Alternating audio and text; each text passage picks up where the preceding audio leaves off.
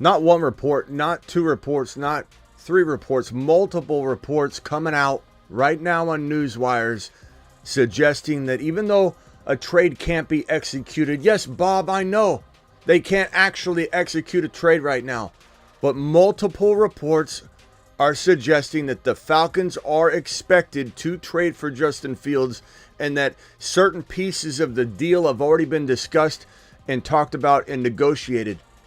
I'm sorry I'm running late today. A lot of news to collect. I've been waiting for more to break on this so that I don't have two videos on the same topic and make it confusing. So I was going to go live a couple hours ago, but I've been holding off.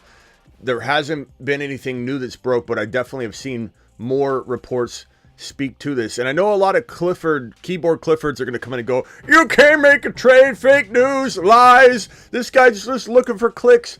You don't need to watch. You don't need to watch. My job is to come in and break down the rumors in news. Sometimes I don't make the rules. Sometimes I don't cook up the rumors. I'm not sitting here with a pot stirring it and trying to break some fake news. I'm here to discuss things that are floating around news wires, and these are not one, not two, not three, multiple reports, not my reports. Falcons are emerging as the number one favorite. This is an old report. This one right here is a new report. This one, among others, say that the Falcons are now heavy favorites to acquire Justin Fields. And the newest report I'm going to put on screen, I believe it's right here. I've got them all over the place. This one, on top of two others, says the Falcons are expected to trade for Chicago Bears Justin Fields. There is believed to have an initial compensation package discussed to make a deal work. These are not my words. These are other people's reports. I'm here to digest. I'm here to break down. The Fantasy Football Show begins right now. Live from the FantasyFootballShow.com studios. It's the Fantasy Football Show. Live! Monday through Friday, 8 p.m. Eastern. Smitty is also live whenever news breaks. From the FantasyFootballShow.com news desk, here is your breaking news.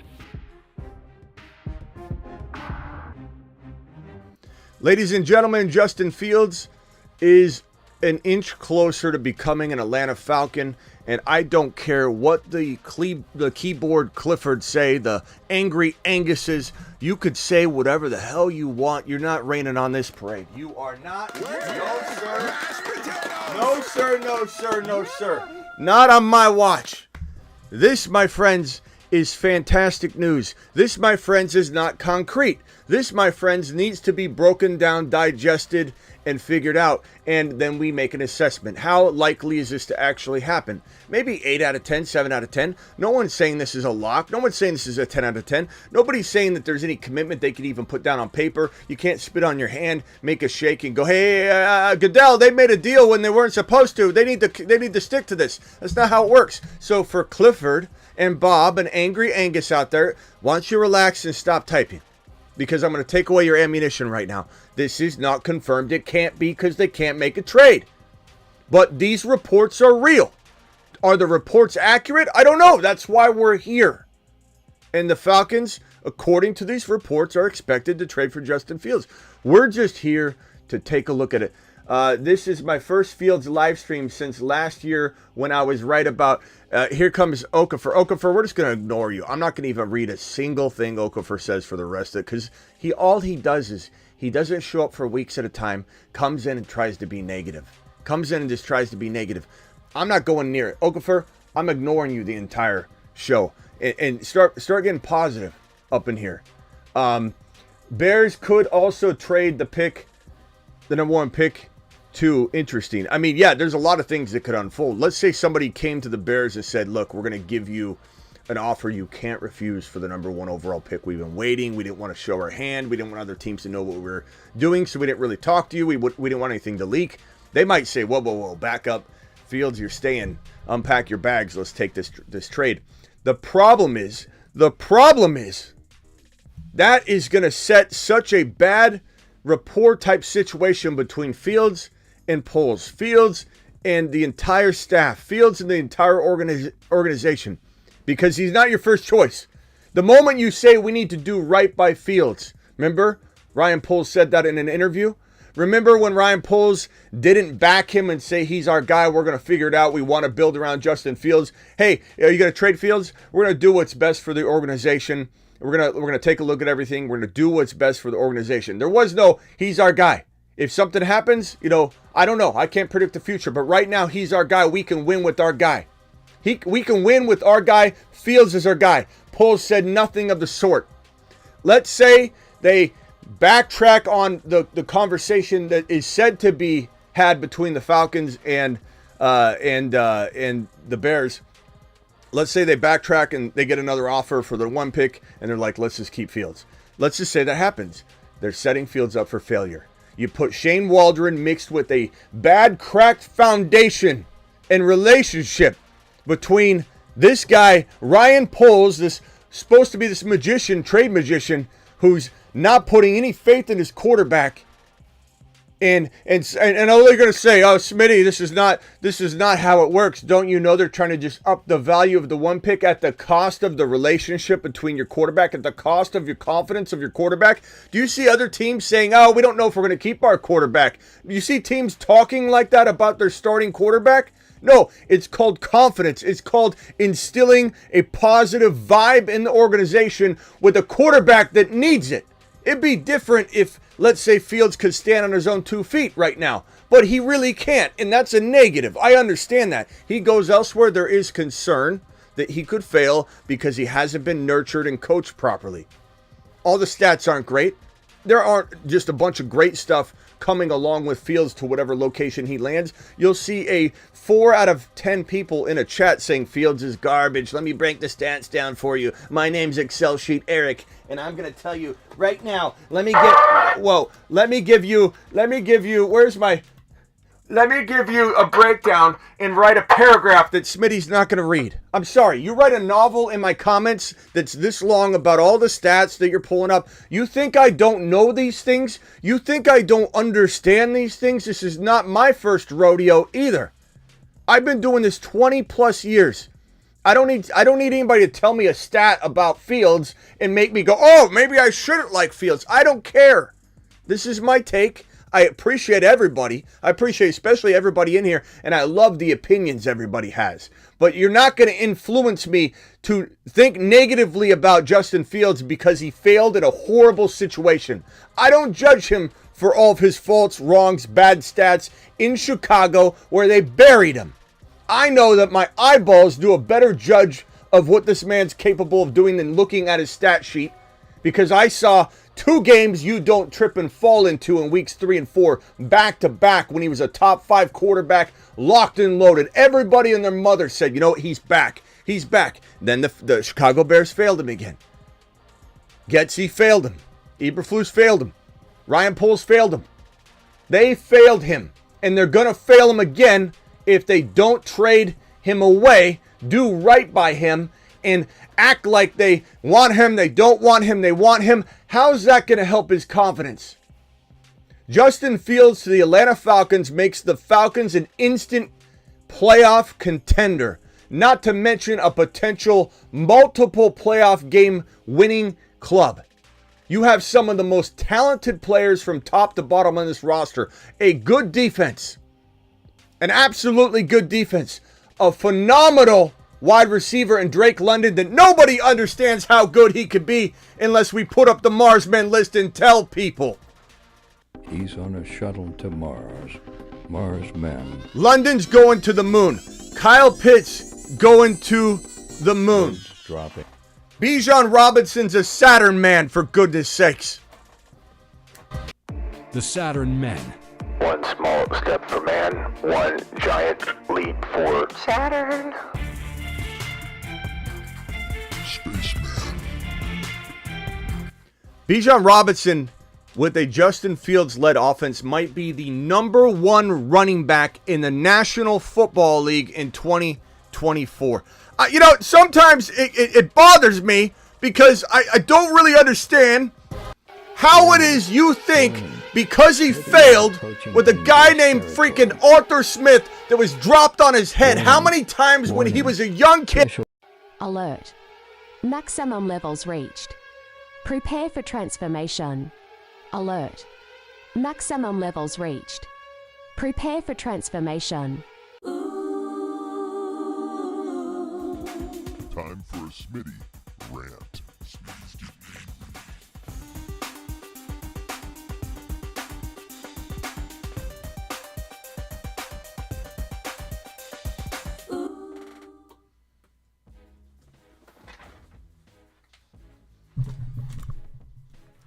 Let me tell you something about little Bijan Robinson.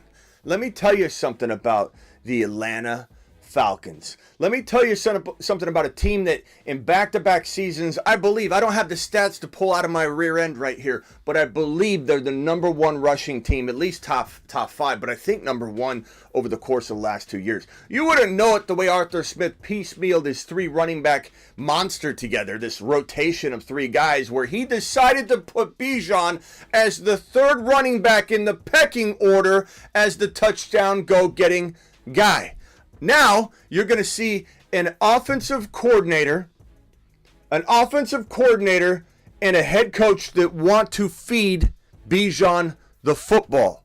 And if you take a look at this marvel right here, this absolute marvel in Zach Robinson and Raheem Morris, these LA Rams, magnificent DC and QB coordinator, now turned OC and now turned head coach, you have yourself a situation, ladies and gentlemen, a situation where you have now Puka Nacua in form of Drake London. You now have Kyron Williams in form of Bijan Robinson. You have Zach Robinson. Zach Rob equals B-Rob. Zach Rob equals B-Rob. Zach Rob took Kyron to heights that no one's ever seen on a 12-game for a long time at least. 12-game run.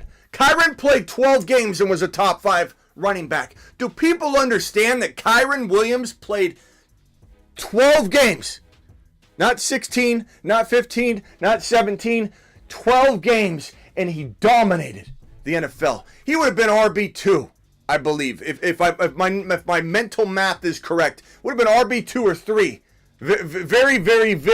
Very much in the running for 2 or 3 had he played 17 games. Oh, but he's injury prone. This is not about Kyron.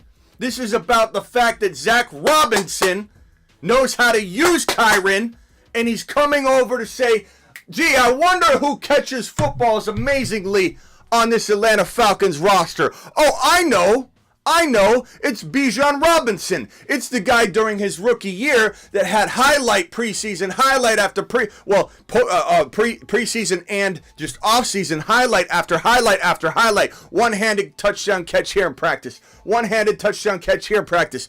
Wait a minute. Every single highlight was a reception.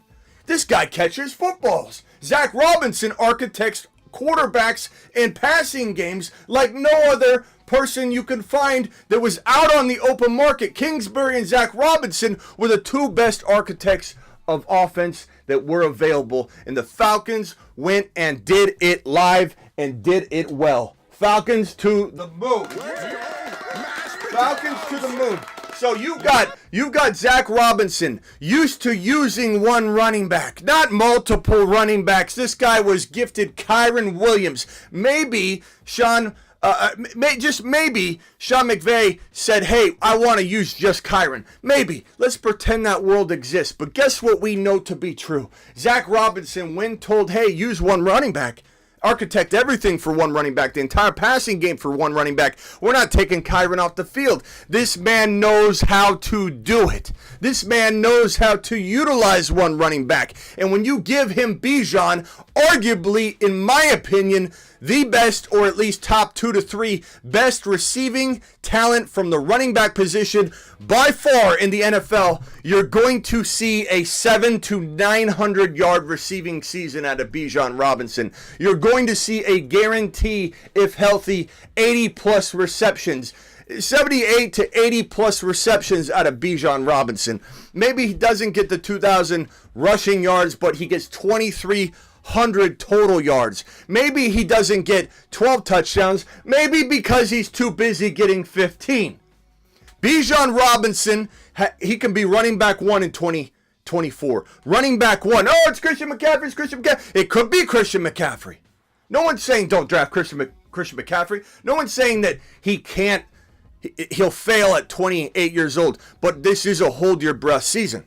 This is a season where you are worried about a 28-year-old running back that has had he shook it free a little bit. Of course he did, but he's had an injury history that lingered for 2 straight years, and he's been abused by Kyle Shanahan, who's notoriously injuring quarterbacks, running backs, wide receivers, not just because of his decisions. Let's run Deebo Samuel up the gut on a halfback plunge right before halftime to run the clock out, the same game that he did a halfback plunge with Trey Lance and ruined his career. That's Shanahan. Zach Robinson is going to take this offense to the Los Angeles Rams level. Potency, matchup proof. Think about last year. When the Rams faced a tough defense, you had a natural inclination to say, I don't know if do I start Kyron? I've got this other running back. He's got a great matchup. Blah, blah, blah. Zach Moss is on fire right now. Do I even consider maybe sitting? No, you didn't, because it didn't matter who the Rams faced. There was no defense that scared you. Because the potency, the spreading the ball around, the way the Rams do it, McVay's system, the McVay tree, the 2 biggest seeds planted from the McVay tree are Raheem Morris, head coach, defensive mind, and offensive coordinator now, Zach Robinson, the QB coordinator, the absolute architect of the arsenal, the air attack, the monster. This guy's turning this team into an absolute just beast of a team. The Falcons, people forget how talented they are. They forget how good Bijan could be. They're so mad about Bijan being running back 9 in one of the worst situations Bijan could have been handed. Bijan was running, think about this for a second. Bijan was running back 9, and he was treated like running back 3 on the roster. What's that tell you? 1, the Falcons are good at running the ball. They have a good line. They're good at running the football. Last 2 years, they've been, I believe, again off the top of my head, this is just head math here. Okay, I believe they're number 1 in the NFL in rushing attempts. I believe, or at least they're in top 5, almost guaranteed. Somebody look that up. Somebody look that up for me, confirm it for me. I believe they're number 1 in the league. This team knows how to run the ball.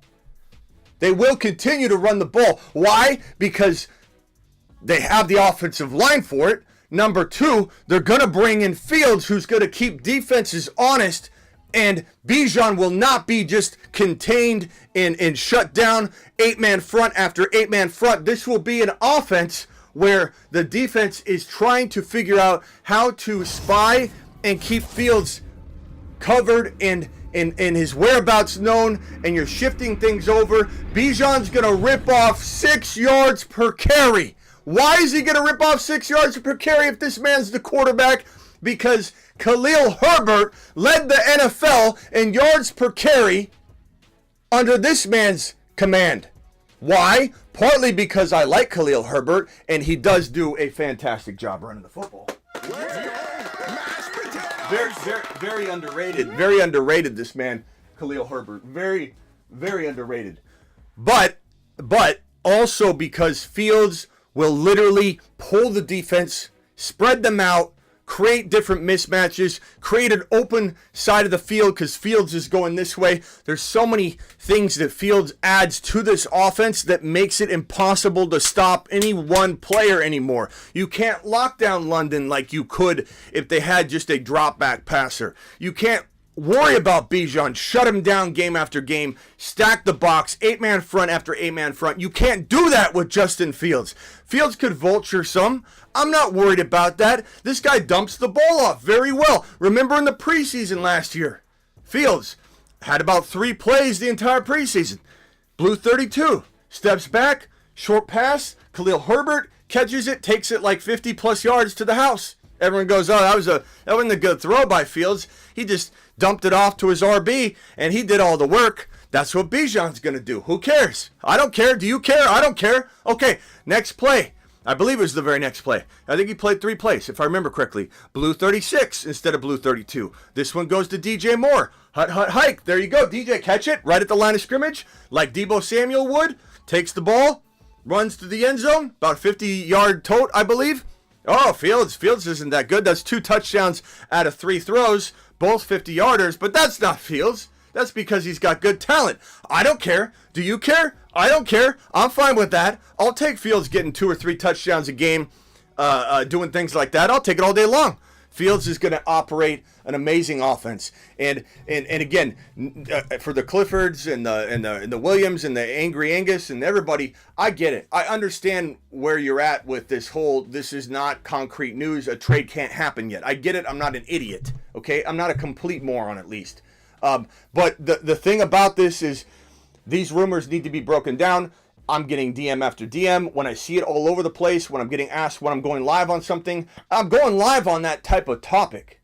Like you're going to need to relax. If you're in here and this bothers you, that we're live on something that can't actually be executed upon and could have some dynamics of smoke season to it, then you're probably just in the wrong place. You might want to go next door where Steve and Bill with their Excel sheets are facing each other on little camera boxes on this really generic background, and they're talking to each other very, very calmly and monotone, and they're not answering and interacting with the chat like me saying, "What's up, D-Town? What's up, Black Ice? What's up, Rob Haas? What's going on?" Or Hess. "What's going on, Millie? DeBalt.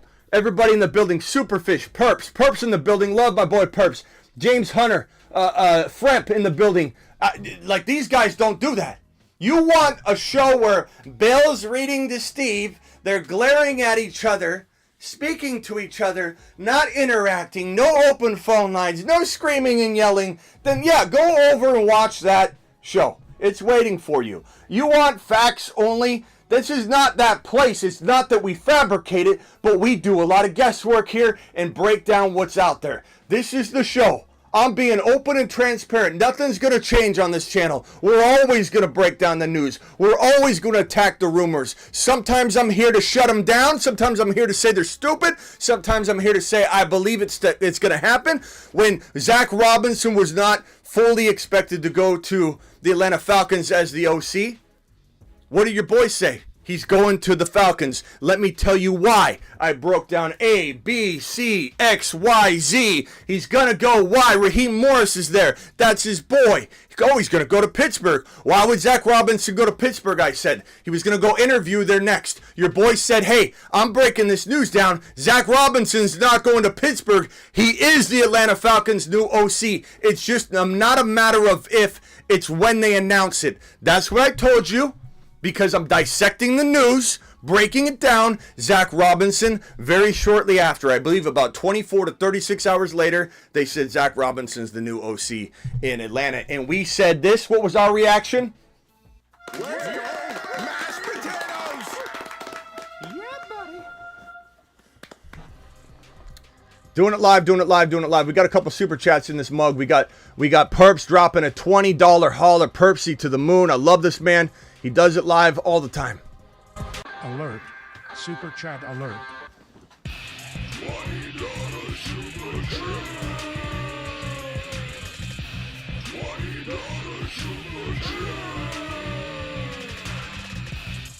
Alert.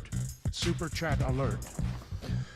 Perps, appreciate you. When Justin Fields moves teams to the Dirty Birds, Justin Fields will move up into the top 10 QB rankings. Absolutely. I would say 6 to 10.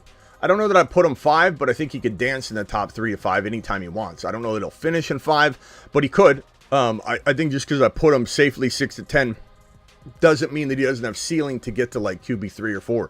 He certainly could. A lot of Fields haters are going to hate that, and that's fine. But yeah, he absolutely will move up. Bijan and Drake will be unleashed with the Falcons immediately. Make the playoff conversation. Chatter from the basement. Absolutely, Perps. 100% Smitty, approve your message.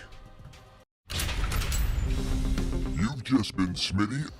Perps dropping yet another super chat. Perps says, I'll take Karen's $20 hauler mix with some club cash money in the air. I did that. I didn't even look at it. I did exactly what I can read Perps' mind. Thank you, Perps, for dropping the 20 wad. DeBalt saying speaking into existence Justin Fields to Atlanta. Yeah, DeBalt's been saying that pretty much every live stream. It's all he wants. Keep saying it, DeBalt, because nothing's official yet. Somebody could come along and offer the Bears the number offer they can't refuse for the number 1, and then they're gonna have to crawl back to Justin Fields and say, "I'm sorry, Justin. I'm sorry, Justin. I didn't mean to not support you." Can I ask you a question? This is an honest question. If let's say you just start dating a girl, okay, and you're in public, right? And she's trying to get something, you know, maybe she's trying to get out of a ticket, or maybe she's trying to get, you know, a good deal on something. She's buying a car and the dealer's flirting with her, whatever, or it's a ticket. You can envision any scenario. You're trying to get out of the ticket and they ask, "Are you single?" And you're sitting there as her boyfriend and she looks at you and she says, this is gonna get me out of the ticket, or this is gonna get me a good deal on the car. And she turns to the dealer and says, "Yeah, I'm single," just to get a good deal on the car, just to get out of the ticket. What does that say about Karen? What does that say about Karen? And what do you think Bob should do in that situation? Bob should say, "Karen, go kick rocks. I'll see you later." That analogy is 100% on point for why you wouldn't placate trade rumors for Fields or whatever to up the value of the 1.1. There's a compromise involved. There's a integrity involved. There's a rapport involved, a trust factor involved. And if Karen isn't willing to say, "That's my man, give me the price you want to give me and I'll walk out if I don't like the vehicle," or "Write me the ticket, officer, and do it live," then Karen can go kick rocks. Bob should go find a new Karen. That it's probably the best way to explain why in the hell Poles should not be playing this confidence bruising game with his quarterback that has already been in turmoil, already struggling with confidence, already looking over his shoulder, doesn't know where he's going to go, doesn't feel wanted, feels like second choice. This is a bad situation. We got more news to break down. We'll get to the Trey Lance news right here.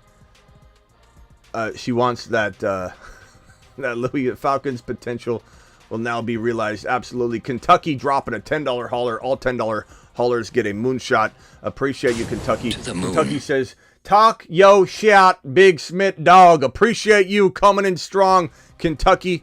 Let's get to the rest of this news real quick. There's a lot of it. I'll go as fast as I can. Will Levis, the team still believes in him. The Titans still believe in him as their quarterback.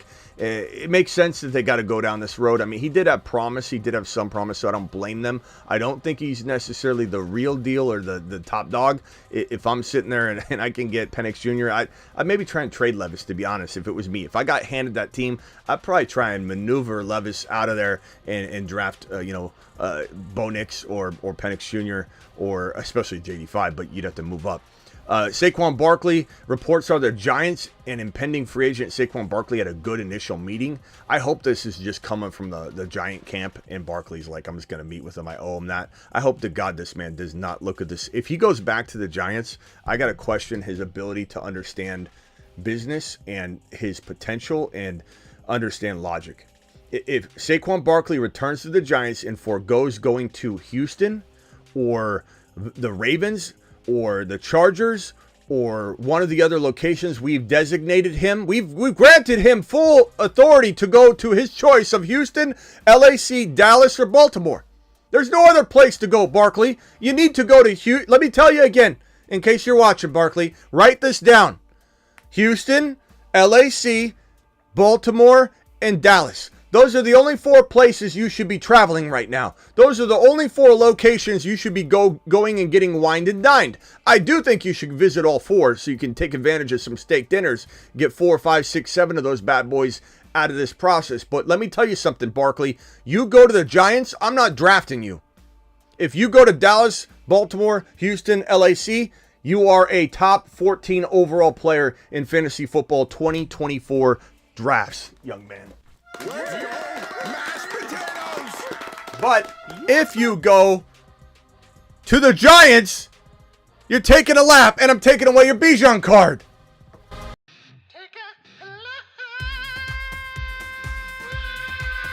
Your Bijan card has been revoked.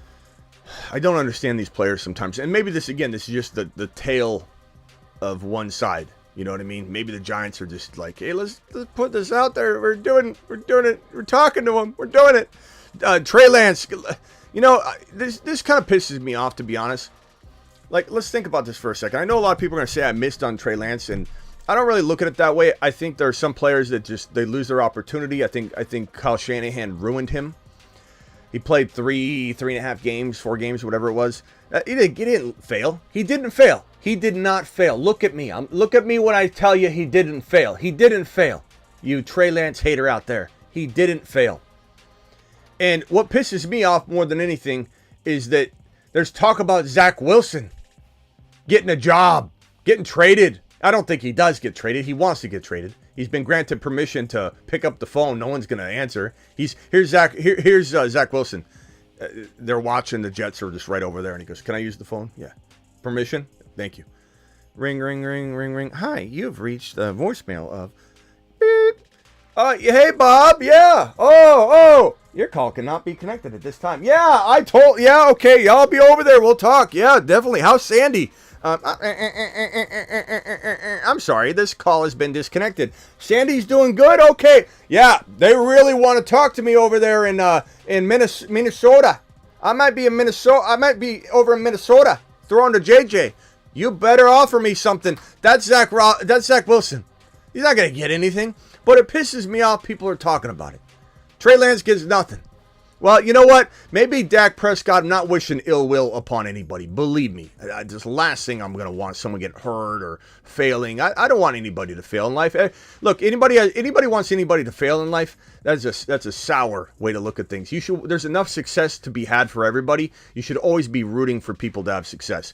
And if you're rooting for someone's demise, other than when we say we want Arthur Smith out, and like those are subjective things that his dad owns FedEx. I'm not worried about Arthur Smith getting fired. These are people making millions of dollars. It's a whole different thing, okay? I've got a heart at the end of the day. If I knew someone was struggling, I would want them to find a place in the organization for them. Put them in a desk somewhere. I don't want anybody to lose their bread. You know what I'm saying? To their chickens. But this, if Dak Prescott fails, this offense is potent. This offense is amazing. CeeDee Lamb's there. You're probably going to have Derrick Henry or Josh Jacobs or Saquon Barkley running the football, or Braylon Allen would be fantastic. If Trey Lance gets a shot, I think it's going to be something fun and special to watch, and the Dallas Cowboys will pick up Trey Lance's $4.25 million summer roster bonus, and I like this a lot. He's a very, very strong backup quarterback to have on roster, and I have a weird feeling we haven't seen the end of Trey Lance. We'll just have to see what's gonna unfold. Again, not rooting against Dak. I'm just telling you, I kind of have a weird feeling. Alexander Madison, get him a desk. I don't want him to be out of a job, but he definitely shouldn't be playing football for the Vikings. Get him a desk. Get him a desk right by the water cooler. He's fine. TPS reports. I don't want him going anywhere. J.K. Dobbins coming back from his Achilles. He's running strong and cutting, but look, your boy's not a licensed doctor. Somebody get Smitty some water or a Mexican Coke. That'll work. I'm not a licensed physician, doctor, dentist, hygienist, but I'm the best deep fake fantasy football breakdown doctor you will find on YouTube.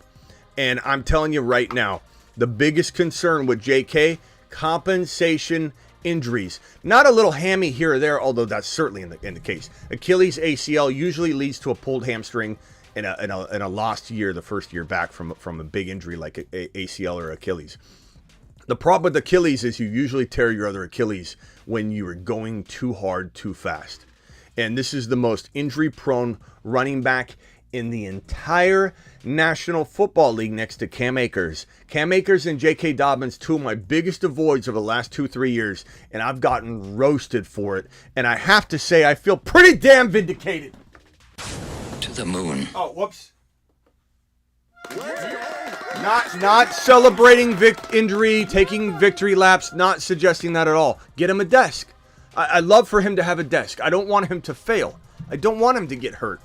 But I'm telling you that when you come back too quick like Cam Akers did, what did I say? What were the words that came out of my mouth when Cam Akers played football the same season he tore his Achilles tendon. What did I say? And Aaron Rodgers doing it would have been slightly different. It would have been very risky. But he's not running and cutting and exploding, trying to hit a hole, firing off on that Achilles every single time. He's dancing around, bobbing around. That is a more attainable goal to play off the first year. But when Akers tried to play his first year, or not even his first year back from an Achilles tear, the same year, he played the final game or two, didn't he? Played the final game or two. I said he's going to tear the other Achilles. Go find the tape, run it back. Go find the tape and run it back. I predicted him to tear his other Achilles because he rushed it. You can't rush an Achilles. You'll compensate and injure something else. And again, you'll probably injure a hamstring, something, that lingers. But what I'm saying is your compensation is going to lead to a season-ending injury. Broken something, torn ACL, or furthermore, a ruptured Achilles on the other leg. This guy is out there 5.5 months after suffering an Achilles tear, the most injury-prone running back left in the NFL. Let me repeat that. The most injury-prone running back in the National Football League is out there 5.5 months after tearing his Achilles, and he's firing off like he's in the game right now. 90% cuts. He's out there just bursting on it. He's going to tear something. It's ridiculously stupid for such a brittle man to go out there. He's made of glass. He's going to go out there with a still torn Achilles tendon. It's not fully healed. It can't be. The body doesn't heal that quick for that explosion. Could it heal to kind of get through like an Aaron Rodgers type of return? Maybe. But running backs fire off. I want everybody to stand up real quick. Consult your physician. Consult your physician before you do this. I want everybody to stand up real quick. Everybody stand up. I'm serious. If you can stand up, stand up. Everybody stand up. I want you to put your left leg in front of your right leg, your arms up like this, okay? Pretend you're just a receiver. We're not even a running back right now. Okay, we're just a receiver. You're on the line. Pretend you're about to take your first step. Okay? Your back leg. Push off and just kind of feel the way your Achilles tendon, you haven't got off the ground. You're just pushing off, you're lifting your heel off the ground, and you're about to explode forward, right? You're just rocking forward. Rock like that. Feel your Achilles tendon. It feels like a tight cord. And if you reach back and feel above your heel, below your calf, it's a cord. It's like a big, thick cord. That's what he ruptured. Achilles tears are so difficult to come back from. This guy ruptured his Achilles tendon, ripped it in half. That cord, feel that cord. Until you tear your Achilles, you have no idea what it even is. You don't even fathom what it would feel like. Once you rip your Achilles, it's like your soul leaves your body. You'll never trust that thing ever again. That cord can get ripped. What? And your entire leg becomes worthless. You can't lift your heel or do anything. That Achilles tendon's gone. That lever that works the foot's gone. This guy's 5.5 months out of surgery, the most brittle running back in the National Football League.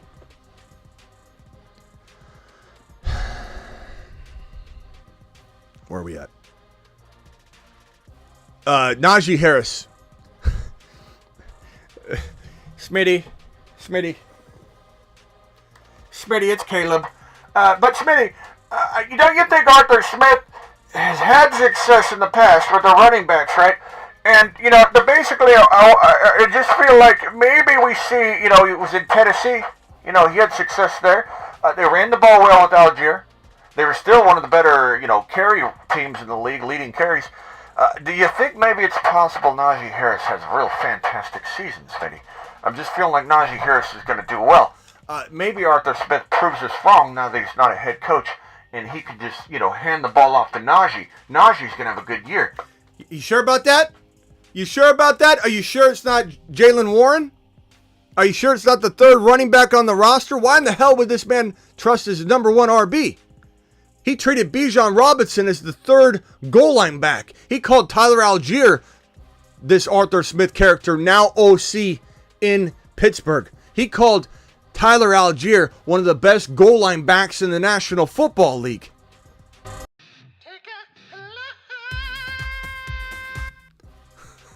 And then so you're like, okay, maybe. Steelers GM. when was evasive when asked about Najee Harris' his fifth-year option, team option for 2025 at the Combine. They don't know what they want. Pittsburgh doesn't know what they want. Arthur Smith doesn't know what he's doing. And according to Ron Navy, who's the biggest Steeler fan I've ever met, he doesn't believe in Tomlin at all. And Ron's expecting nothing out of the Pittsburgh Steelers this year. He's not even going to call up and yell at me or argue with me. This is more his take than it is mine. And I'm not saying Najee, there's in a world where Najee doesn't get great carries and does well, but he's also got that touch of injury worry, okay? And it feels like there's too many problems here to be banking on him on any level. I think I could draft Pickens as my late wide receiver 3-4 just because he could be a wide receiver 2, but it's Arthur Smith. He just made Drake London look like he was playing in high school again. I think we don't realize how good Drake London is. Clearly, I believe I do because I've got him on the freaking Marsman list, but I'm trying to remind people that Drake London. He's on a shuttle to Mars. Drake London could be a top 5 to 10 wide receiver. I don't even want to say 6 to 10. I want to give him the respect. He could be the top 5 to 10. Anyway, Najee, let someone else play that game. I don't want to experiment with Najee Harris or any Pittsburgh Steelers this year. Give it to somebody else. Let them kind of bump other guys down is the way I look at them. They're placeholders. The Steelers are placeholders. Mecole Hardman, Jets beat writer Connor Hughes reports that there's validated belief that the Jets, from the Jets, that Mecole Hardman leaked game plans to the Eagles and Chiefs. Now, you might be saying, okay, you mean like he has knowledge of it and he's had discussions, No, they're saying that Mecole Hardman leaked game footage like because of playing time, like during seasons is what what's being implied here. Like he leaked it to the enemy during seasons. Like this guy almost can't be trusted. Now they're allegations. Nothing's been proven or anything like that, but that's crazy. That's crazy if he's been getting upset about workload and he goes and spills the beans about the team he's playing for and multiple times. Jalen Hurts, look, let's relish in this man for a second. Speaking on Pro Football Talk, NFL Executive VP of Football Operations Troy Vincent said there's no support to ban the tush push, aka the better known name is the brotherly shove, this tush push thing. I don't know why people started calling it that. So this is here to stay right now. There's no support for it. And even if they took it away, all you anti-Jalen Hurts people out there that say, oh, you'd never be without the tush push. He's not a very good quarterback, Smitty. I really don't like Jalen Hurts. I think Jalen Hurts is a good fantasy football QB, but he certainly is not a top 5. Cube, get out of here. If you think Jalen Hurts isn't in the conversation of a top 4 to 5 NFL QB, if you think Brock Purdy's better than Jalen Hurts, I'm taking away your Bijan card and I'm never giving it back. Your Bijan card has been revoked. These ridiculous claims that Jalen Hurts is not a good quarterback they're stupid. They're just stupid. I'm sorry. They're just stupid stances. If they're rooted in fandom, they're not stupid. They're just loyalty, misplaced loyalty. But if you truly are a fantasy football connoisseur or an NFL stats person and you're sitting there breaking down why Jalen Hurts is not a great quarterback after he was dominant and no one in their right mind would have said differently the year prior, but because of the year they don't have Shane Steichen and they don't go in the right direction with their coordinating situation, you're going to come out now after the fact and go, yeah, Jalen Hurts ain't good. What are you going to do when Kellen Moore fixes this ship and rights all the wrongs that were done last year? What are you going to do when Kellen Moore, who turned CeeDee Lamb and the Cowboys offense into a top 5 monster year after year after year? I don't care if he failed in LAC. This guy, Kellen Moore, knows what he's doing. He's a quarterback architect. He's an offensive guru, and he's going to turn Jalen Hurts' train back around heading in the right direction. Jalen Hurts is going to explode. And if he's falling to round 3 a lot of the time, and he's an absolute steal in round 3. Jalen Hurts is one of the better steals in fantasy football 2024 inside round 3. And the tush push ain't going anywhere. Bill, Bob, and Doubting Donnie. Brock Bowers said that he is undecided on whether or not he will work out at the NFL Scouting Combine. That was an old old report there. I hate that these players feel entitled, though. NFL Network, Tua Tagovailoa. The Dolphins are hopeful to get something done before training camp. This makes me wonder if Mike McDaniel doesn't share the same bad tendencies as Kyle Shanahan. He comes from the Shanahan coaching tree. You know, and what does Shanahan struggle with for freaking a decade? You know, or not a decade, but for almost his entire tenure in San Francisco, quarterback. He doesn't make good quarterback decisions. He doesn't know what he's doing. And you could say Brock Purdy. Well, I would say Adam Peters. But he did, no, Adam Peters. I don't know if you noticed when Adam Peters was interviewed and they said, how you love your new, organization. What are you thinking? What are you going to do in Washington? Adam Peters is the architect of scouting and finding Kittle and finding Brock Purdy and finding talent for the 49ers. He's the Wizard of Oz behind the curtain in San Francisco. Everybody wants to say it's Shanahan and John Lynch. Adam Peters might have more to do with the success the Niners have had than Shanahan or John Lynch by themselves. Adam Peters was probably the most important component of the 49ers organization. And he was the assistant GM. They didn't elevate him to GM. They should have elevated John Lynch to another higher role, like president of operations or something, and put Adam Peters as GM. Adam Peters going to Washington, they interviewed him, and he said at the Combine, he said, I got to go find another Brock Purdy. I've got to go find another Brock Purdy or my next Brock Purdy. This is what Adam Peters was insinuating how much he had to do with Brock Purdy. And I didn't hear a lot of people talking about it. Maybe I should have did a live stream on it.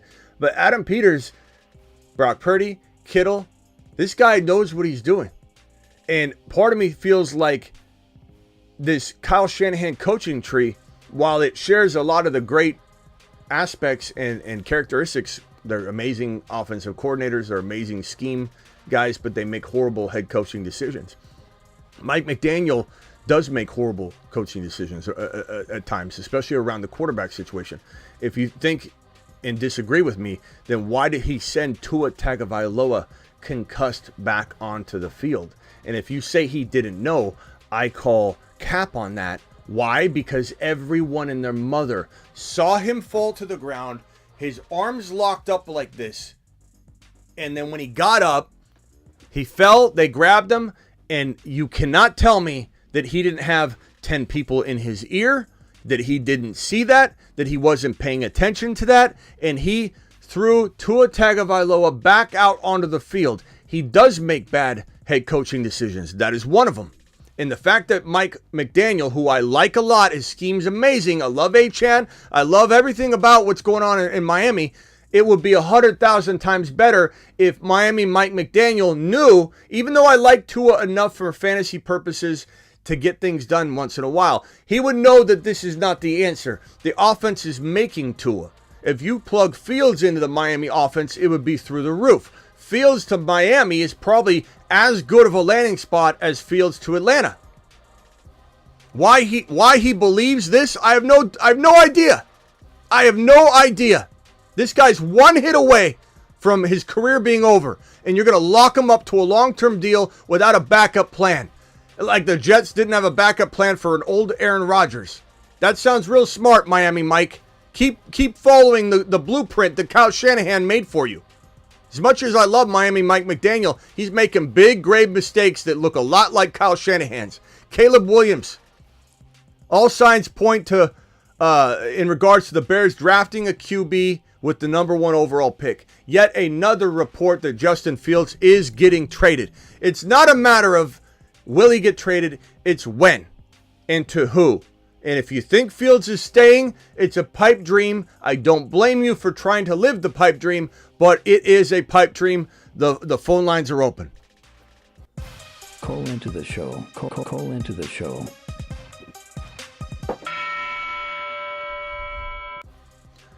Cap for Life says, preach Smitty, appreciate you. I haven't been able to read a lot of the comments. But I will get to some of that now. I've been kind of in rant mode for 49 straight minutes. That happens. That happens here on this channel. Let's put the phone number on screen here. We'll put it right above my head there. Dial into the phone line. Do it live. Your boy's here to take your calls. I don't know how long we'll be here. We'll be back to do a Dynasty show tonight. As a fantasy fan, BK, appreciate you. I'm loving it. But as a Raider fan, I'm saying, no, we need a QB. Fight for that 7 seed. One thing I will tell you, I did get a little bit roasted, I think, even in my own chat when I said that Fields would be, when I initially started reporting predictions on the Fields situation. We're talking about like the Super Bowl hadn't happened yet. I said that the number 8 pick for Fields is something I would do. I would. I don't care. I would. It's worth it. You know what's not worth it? Playing hardball and losing it to the Minnesota Vikings and not having Fields. Would I try and get a second-round pick so that's more of a move down than a surrender of a first-rounder? It's like, move your first-rounder down. Let's swap second and first, and then you guys get Fields. That's something I totally could get behind. Let's swap 8 and 9 and give and a second-rounder and then a conditional second-rounder that could become a first, but or a third-rounder that could become a first if, let's say, the Falcons make it to a championship game. If the Falcons make it to a championship game, that third rounder becomes a first round pick. And it's worth it at that point, right? You're ensuring that you don't have to overpay now, but if it works out, you're going to pay the fair price. Those are the trades you make. And I got roasted for even mentioning first round picks, but I'll tell you right now that the demand is what decides what Fields is going to go for. If even in the chat right now, no offense, but if you're saying that Fields won't he won't require a first round pick. I know this stuff. Tell me you don't know ball, Smitty. I got that in the Instagram comments. Smitty, tell me you don't know ball without telling me you don't know ball when you say Fields could go, not will go, could go for a first round pick, because I know everything. I'm so good at this. Just like everybody told me, yeah, Smitty, Bijan won't go in the top 10. Running backs don't go in the top 10. He was number 8 overall. He was number 8 overall. He won't go in the top 10. Number 8, no way he's going to go to the Falcons. No way he's going to go here. No way he's going to go there. We knew he was going 8 overall. Where did those people go to after that? Into a dark space, under a rock. They didn't come back and say, you're right. I'm sorry. Yeah, Bijan did go in the top 10. I just didn't see it. Good job on that. We don't hear that. We don't need cookies or second place trophies or pats on the back. We don't need that. I'm not saying I need that. But all I'm saying is when someone says that the Atlanta Falcons won't surrender a first-round pick or a trade-down type of move, first to a second, that's a trade-down, not necessarily a surrender of a whole pick. You're telling me what you believe he's worth. It doesn't matter what I think or what you think. What matters is what the demand is, supply and demand. Does anybody know, like when PlayStations come out and they're in high demand, or Prime hydration drink when that was like just coming out and they didn't produce a lot of them, there's shortages, you'd see a case of it going for $48, $60, $100 for just a little case of it that normally gets sold for $23 or something. Supply and demand. Tickle Me Elmo back in the day, that was the first case of supply and demand in the public domain that we'd ever researched and looked at it from a big lens. People don't even know what I'm talking about. Tickle Me Elmo. It was like an animal or a stuffed animal or something, and when it came out, it was so popular that thing was selling for like 10 times the value, and because the demand was 8,000 times higher than the supply. The housing market, months or year ago, 2 years ago, there was so much demand for a house and only so many houses, and that's going to return, and that's why the houses skyrocket in value. It's the same thing. Supply and demand. Don't tell me Fields ain't getting a first rounder. It comes down to supply and demand. If Fields and Cousins are the only big name veterans out there, and Cousins coming off an Achilles tear, guess what Fields is? The hot commodity. And guess who needs a quarterback? The Vikings, the Denver Broncos, the Las Vegas Raiders, New Orleans Saints, the Seattle Seahawks potentially, the Atlanta Falcons, the Giants if you tempt them, the New England Patriots, the Washington Commanders, maybe the Pittsburgh Steelers, maybe the Miami Dolphins if they're smart. It's a lot of teams. Bob, that's a lot of teams. Cliff, that supply is really low and that demand is really high. Don't be surprised if Fields costs something along the lines of a first rounder being involved with compensation that helps offset it, or a conditional third or second that turns into a first rounder based on how good Fields does and where the Atlanta Falcons travel to in 2024. That's what the reality of the situation is. Phone lines are open still. Dial in. Call into the show. Call into the show. That's too much for Fields, says Knights. It doesn't matter. Doesn't matter what you or I think. The demand is the demand. Not saying he's guaranteed to go for a first, but I think people are thinking you're getting him for a third rounder. Not going to happen. And it's not like people can play it out and call the bluff of the Bears and say, let's see if we can get a third rounder. They're petrified to lose Fields to the Minnesota Vikings, the Falcons are. The Falcons are petrified to lose him to any team that needs a quarterback. The Denver Broncos, the Las Vegas Raiders. All these teams will bite at the right price. Why would you not if you need a quarterback? And so you can't play around with third rounders. You can't play around with 1 second rounder. 1 second rounder is not getting you Justin Fields. And if you believe that it can or shouldn't even cost you that, oh, I've seen people go, it shouldn't even be a third round pick, then you just hate Fields. Like, be honest and upfront about it. You know? Russ is 225 odds to be a Steeler. I think the Steelers are a great place for Russell Wilson. I think he could do some damage there to a degree. What do we got here? If a lot of teams are interested, then I agree with you. I think it just comes down to the demand, bro. That's all it comes down to. It doesn't come down to anything else. Tua is terrible without Tyreek and Waddle. Yeah, I mean, he can be terrible with them too, though. He can be great with them sometimes because the offense is so potent. But our Falcons need veteran QB, period. No Justin Fields, says Bruce. Well, that's your opinion. You obviously don't like Fields, but that's okay. Kevin says Smitty, absolutely correct. My Falcons need Fields big time. Dirty Birds will go over the Saints and Tampa Bay if we had Fields all day. Poor Bryce Young. Schmitty. Lions working on that contract. Amon Ra. I bet your Miami Dolphin fans don't like your take on Tua Tagovailoa or Mike McDaniel.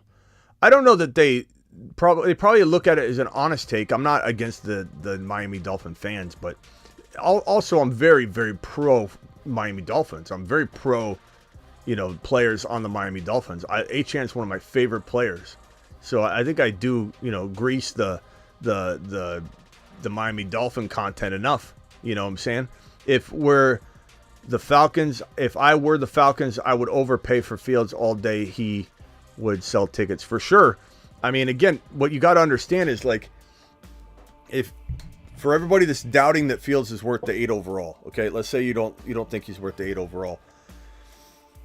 Sure, you could call the bluff and let 7 or 8 other teams come in and pay a little more than you're trying to squeeze out.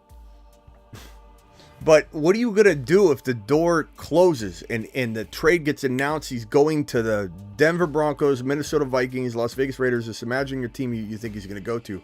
And what are you doing? You're like, damn it, why didn't we just pay it? He's worth the 8 overall pick. I will say, JD5's got no shot slipping past the 2, let alone the 3.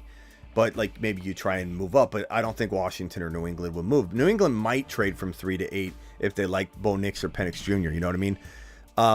But I think Atlanta, if they don't get Fields, I like Cousins as a stopgap measure for a couple years. It's a long stopgap. But I almost like Penix Jr., Bo Nix more because I think with Zach Robinson, he'll develop them. They'll be very good. I already like both those quarterbacks a lot. I think Bo Nix would be fantastic in Atlanta. I think Penix Jr. would be fantastic in Atlanta. So I'm on board with any of the scenarios. Russell Wilson would be great in Atlanta. It wouldn't be the best option out of the group, probably the last one. But I'll put pecking order wise: Fields, Bo Nix, Penix Jr., Cousins. And I think Cousins could do better for 2024, but I'm trying to factor in everything, right? And then Russell Wilson. But I think Atlanta does find one of those options. I don't think they go in another direction that everyone thinks is maybe still possible. I don't think they do that. I don't think Zach Robinson, who has full control, would even contemplate taking this job if he wasn't given creative control, and he's been given it. We've already got confirmation he's in charge of the offense. Maybe the GM will have some say, obviously, but I think if Zach Robinson wants Penix Jr., Raheem Morris, it's going to happen. Like that, he'll get Penix Jr. If he wants Bo Nix, he'll get Bo Nix. If he wants Russell Wilson and he's available, he'll get Russell Wilson. The caveat and problem with Russell Wilson is that he's going to be designated a June cut, post-June cut. So you're probably not going to see him available till later, and you can't play that game that late in June. You've got to solve your quarterback problem as if you may not land the Russell Wilson sweepstakes. You have no clue if you're going to be the team he even wants to go to. So you can't play that game. You can't trust, even if he said, I want to go there. You can't trust that he won't get a better offer or bigger bag or change his mind. You've got to prepare for the worst. So Russell Wilson is actually going to enter a dangerous territory where he probably is very borderline a backup quarterback in the National Football League, or goes into a very cloudy situation like returns to Seattle, or something like that, or goes to New Orleans and Derek Carr maybe starts week 1 and then Russell Wilson takes over. Like he'll go to a cloudy situation because no team's going to wait on him assuming they land him. They're just going to have to move on and make a move. Atlanta's probably not going to have Russell Wilson unless they traded for him. Pittsburgh can play that game because they can just roll with Pickett, wait for Russell Wilson, and hopefully upgrade Pickett. If not, they roll with Pickett. New Orleans can play this game because they got Derek Carr. They just do what they do. LV can kind of play this game because they've got O'Connell. They've publicly said they like him. And maybe LV says, let's take a risk that we get Russell Wilson. Let's draft a backup quarterback. Maybe they find Rattler too. But Russell Wilson becomes available, and then boom. They swing it on over, but the only thing Russell Wilson will be able to do is help a team that probably has a quarterback solution that just is kind of not the best one, and then he competes and he wins the job. But he's not necessarily going to find a wide open job. It's not going to have enough time. Okafor's on the phone. Shit. What's up? Hold on. Let me do a sound check real quick. Can you hear me okay? I can hear you okay. Okay, let me try this. Is this better or worse? That is better. Okay. Damn, these Beat Fit Pros earbuds, I guess, stink, or they're echoey or something. All right, what can I do for you, Okafor? Yeah, so about Fields, Smitty. See, sometimes Here comes a I'm negative confused about about whether or not like what the fantasy take is versus what the the real life team take. For example, Fields to the Falcons I was talking about. I'd agree that Fields going to the Falcons would be a better situation. But fantasy-wise, I know you said that it helped Bijan. But what do you think of the passing? I mean, the receiving. Well, how good was DJ Moore? They did like 1,300 yards or something like that. Mm-hmm. Yeah. Pretty damn good. See, the thing is, I think DJ Moore is the kind of receiver that can survive on not much volume. Like, he can take a short pass and turn it into a long game. London, to me, is more of a volume type. So, depending on what kind of offense that they run, and I don't know if they're going to, bring another first of all, what makes you say all this? Like, what makes you think DJ Moore... Like I'm just trying to get a feel for why you're bringing it that direction. Like, DJ Moore had 96 receptions. Like, where are you even going with this?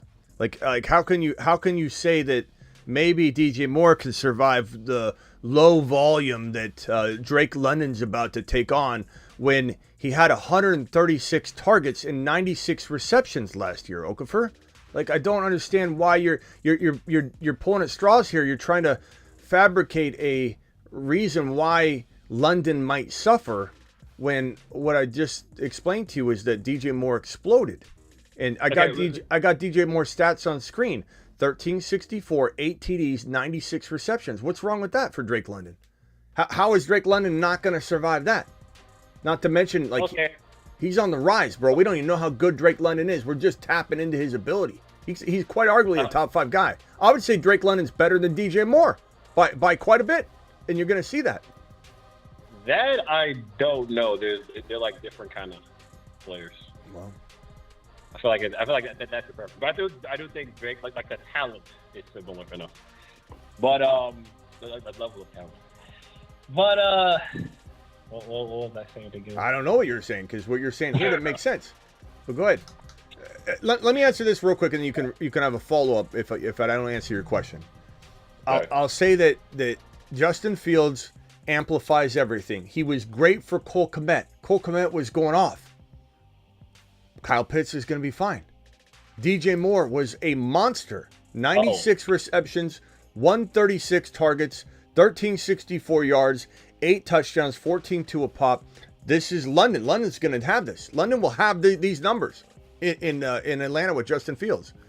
Not to mention that if they keep the 8 pick, they'll draft a Dunze.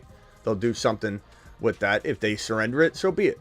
Maybe they get a trade down. Maybe they bring in a Leggett, or they bring in a Corley, guys that we like, or they bring in a Hollywood Brown off the wide receiver free agent wire. I mean, you got Hollywood Brown here. You got Gabe Davis. There's moves to be made. Ridley. You bring Ridley back. Bring Ridley back. It happens all the time. So there's a lot of potential solutions to help make it even easier for Fields to find London open and not double teamed. But what you have in Bijan is so unique. What you have in Bijan is a player that's better than Kyron at catching the football, and Kyron's amazing. I love Kyron. But you have, if you didn't have that elite wide receiver, let's say you brought in Gabe Davis, you're kind of wondering if he'll do well.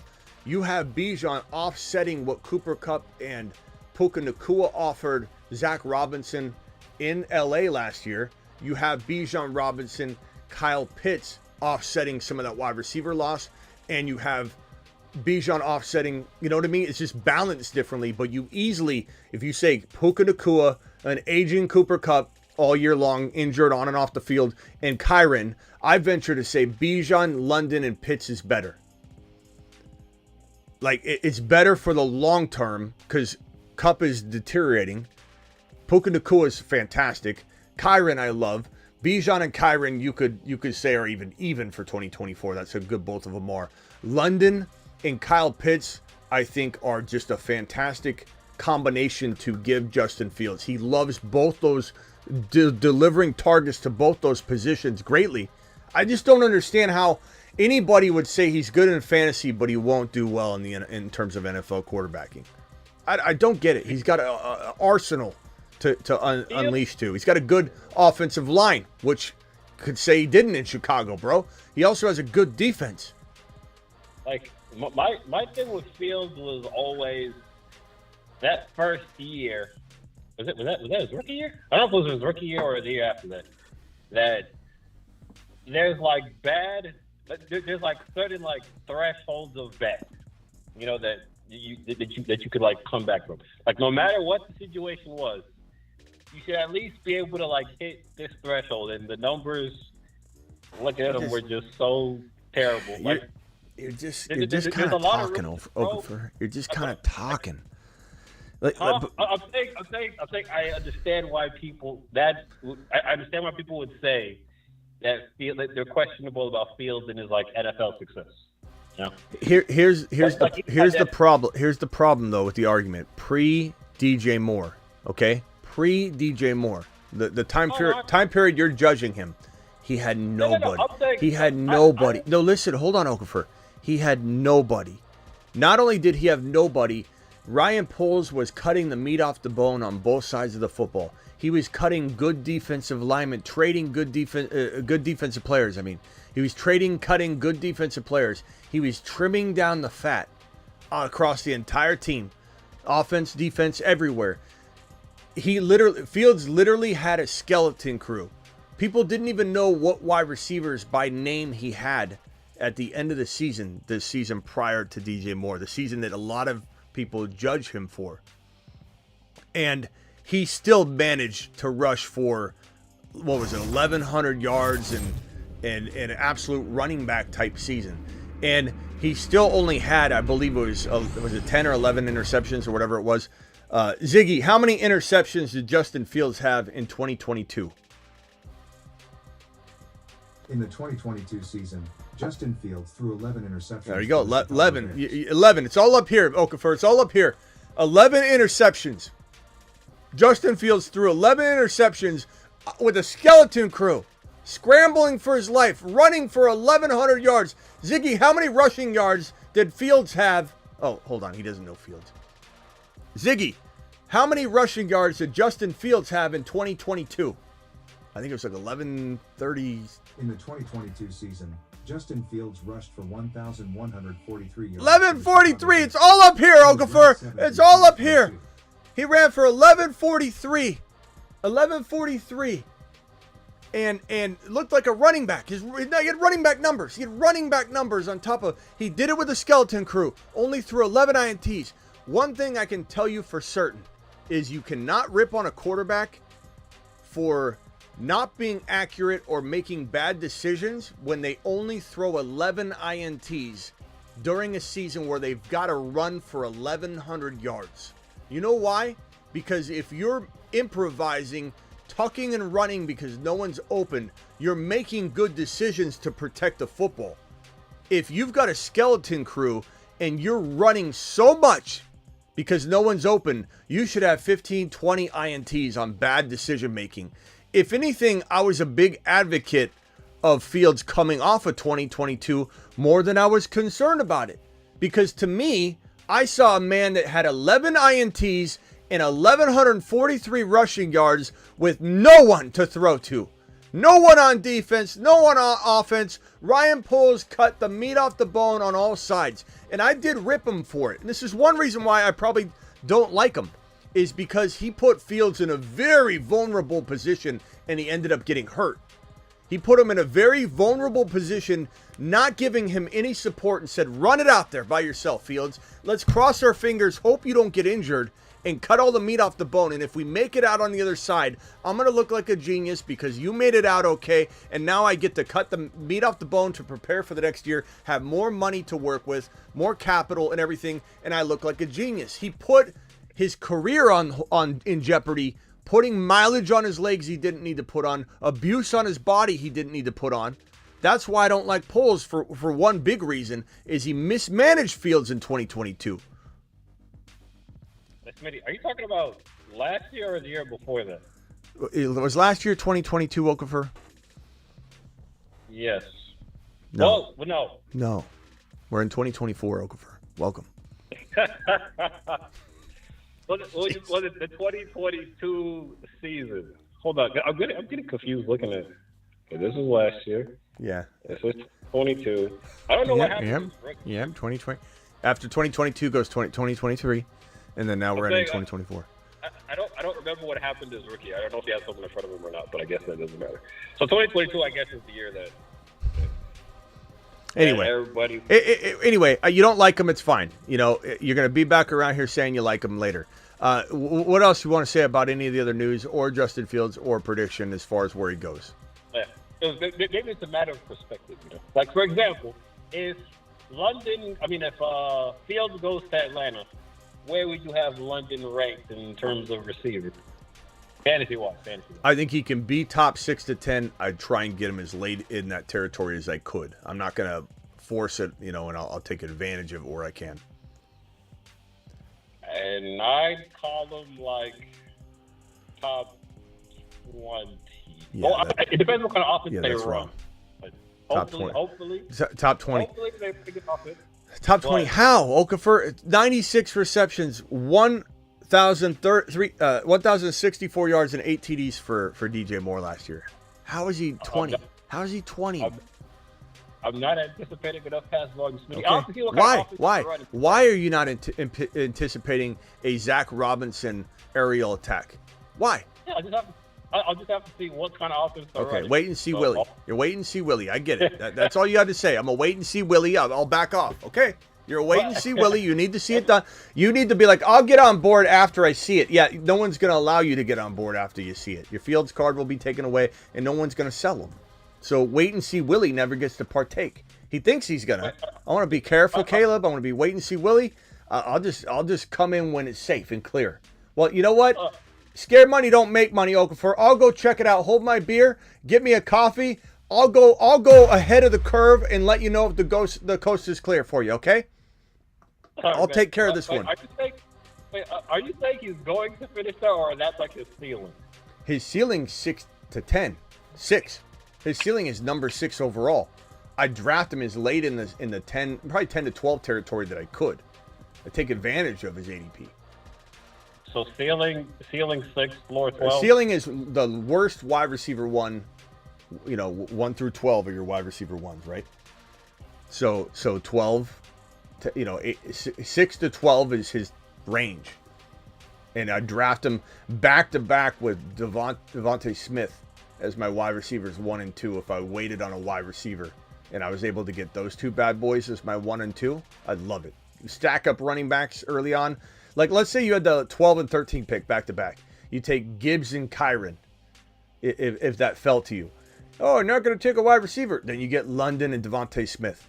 Then you get Joe Burrow. Then you go to the bank and you say, give me an advance on my winnings. Here's my roster. You put the napkin against the glass. They look at it and they say, hey, Billy, you come on over and take a look at this. They stare at your team on the napkin and they say, is this a 4-man league, 6-man league? You tell them 12 and they say, get get the checks, the advance, the IOUs, bring them on over. We're going to give this guy an advance. All right. If Neighbors went to the Cardinals, you drafting Neighbors or London? Dynasty or redraft? Redraft. London. In Dynasty, I think Neighbors could be better. Yeah, I'm not doing that. Okay. Don't worry about it. Neighbors went. I'm not saying I don't love Neighbors there, but I'm just saying like London's as good. Talking about year one. Year one, I like Neighbors a lot. I think dynasty-wise, Neighbors has more value than London. I think in redraft, it's a good home. It would be a good scenario for sure. Neighbors would be up there, but I personally think London's going to be that good. And Neighbors won't be going to the Cardinals. They're not going to take them 4. I don't know. I mean, maybe if they want a receiver and, I don't know, Patriots do some wild. Yeah, I mean, maybe. You never know. They could trade down and still take him. I like Neighbors. Believe me, I like them. But I'm a big fan of London. London's on the Marsman list. All right, Okafor, got to go. Appreciate you, bro. Sorry. Later. Brogan. Brogan's Heroes. What's up, Brogan? What's up, pal? Not much. How are you? I'm good. What do you know? What do you say? What do you hear? I feel that I don't know, man. I'm excited to see how all these offseason moves work out. I think Justin Fields is just going to propel Kyle Pitts into tight end 5 conversation type of thing, like 5-1. I think with the way he treated Cole Kmet, making him just elevating him to a reliable tight end for fantasy purposes. I think as a Kyle Pitts owner, I'm just very happy with all the recent news when it comes to Falcons moves. So yeah, well, none of this is concrete, but yeah, it's heading in a good direction. Good vibe. This could be a spit on your handshake deal. Could be a no deal. Could be all smoke. Like I've addressed that. It could be. There's a chance it could be all smoke. Mm-hmm. I mean, it's an interesting conundrum for the Bears to be in. I feel like there is a correct choice to make, and then there's just a choice that the Bears will just bear, and then they'll just get into the cycle again. And I will not be surprised in 5 or 4 years' time, we're talking about some other QB from some top program, and the Bears just happen to have the number 1 pick overall again, and we're having this discussion again. I feel like this is just. I think they fail Fields. Hold on 1 second. We got a $20 hauler from Perps. Perps, appreciate you. Someone get Smitty a lawn chair and umbrella. He's out in the front waiting for the long haul. He's not backpedaling, Paul. Bold predictions is him. Smitty, appreciate you, Perps. Alert. Super chat alert.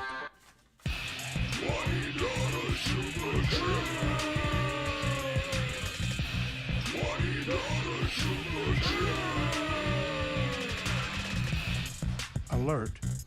Perps to the moon. All right, Brogan, anything else?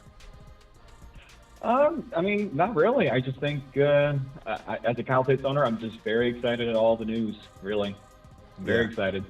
Yeah. right. Cowboys, as a Cowboys, what?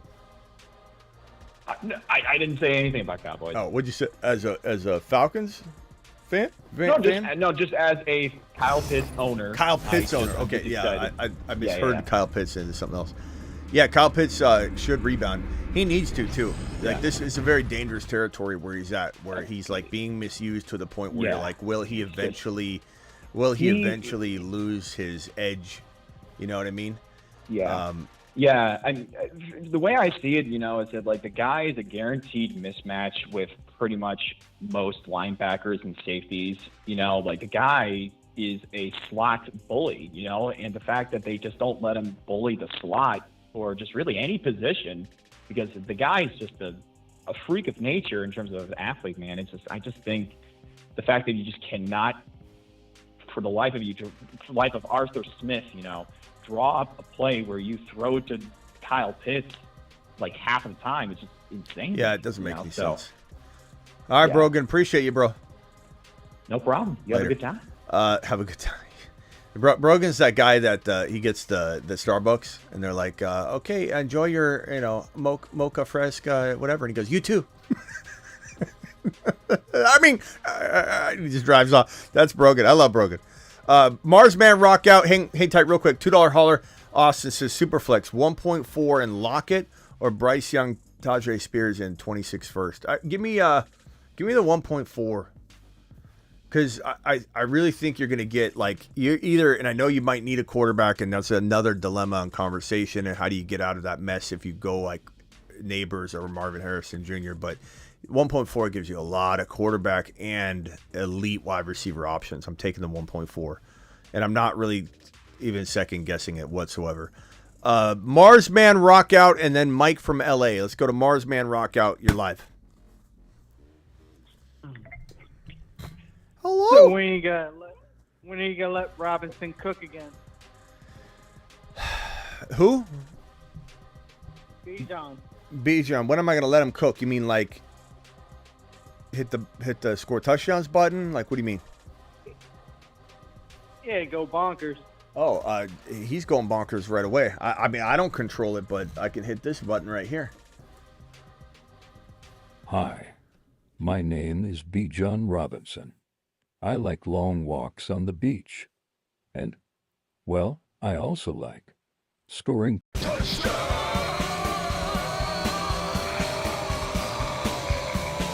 Our now regular caller, Karen, might not like that tune either.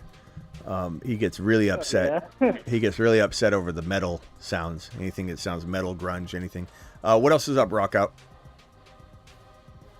Yeah, Fields goes to Atlanta. Who do you think might go to Pittsburgh, like a Cousins or a Russ? Probably Russell Wilson or nobody, rookie. They probably hope Penix Jr. falls. Maybe they go with a Rattler early, or maybe Bo Nix falls or something crazy like that. Those quarterbacks could fall, but I doubt they will. Even the New York Jets would be stupid, in my opinion, absolutely stupid, to not use this 10 pick on a quarterback. You just have the conversation with Aaron Rodgers at a time. You just explain it. You just say, look, my job's on the line. I'm Robert Saleh, and I say, my job's on the line if you get hurt. I have to, I'm not replacing you. This is our future quarterback, maybe, but we're literally just asking you to help us groom this guy, not to replace you, but you play 2 years. It's you.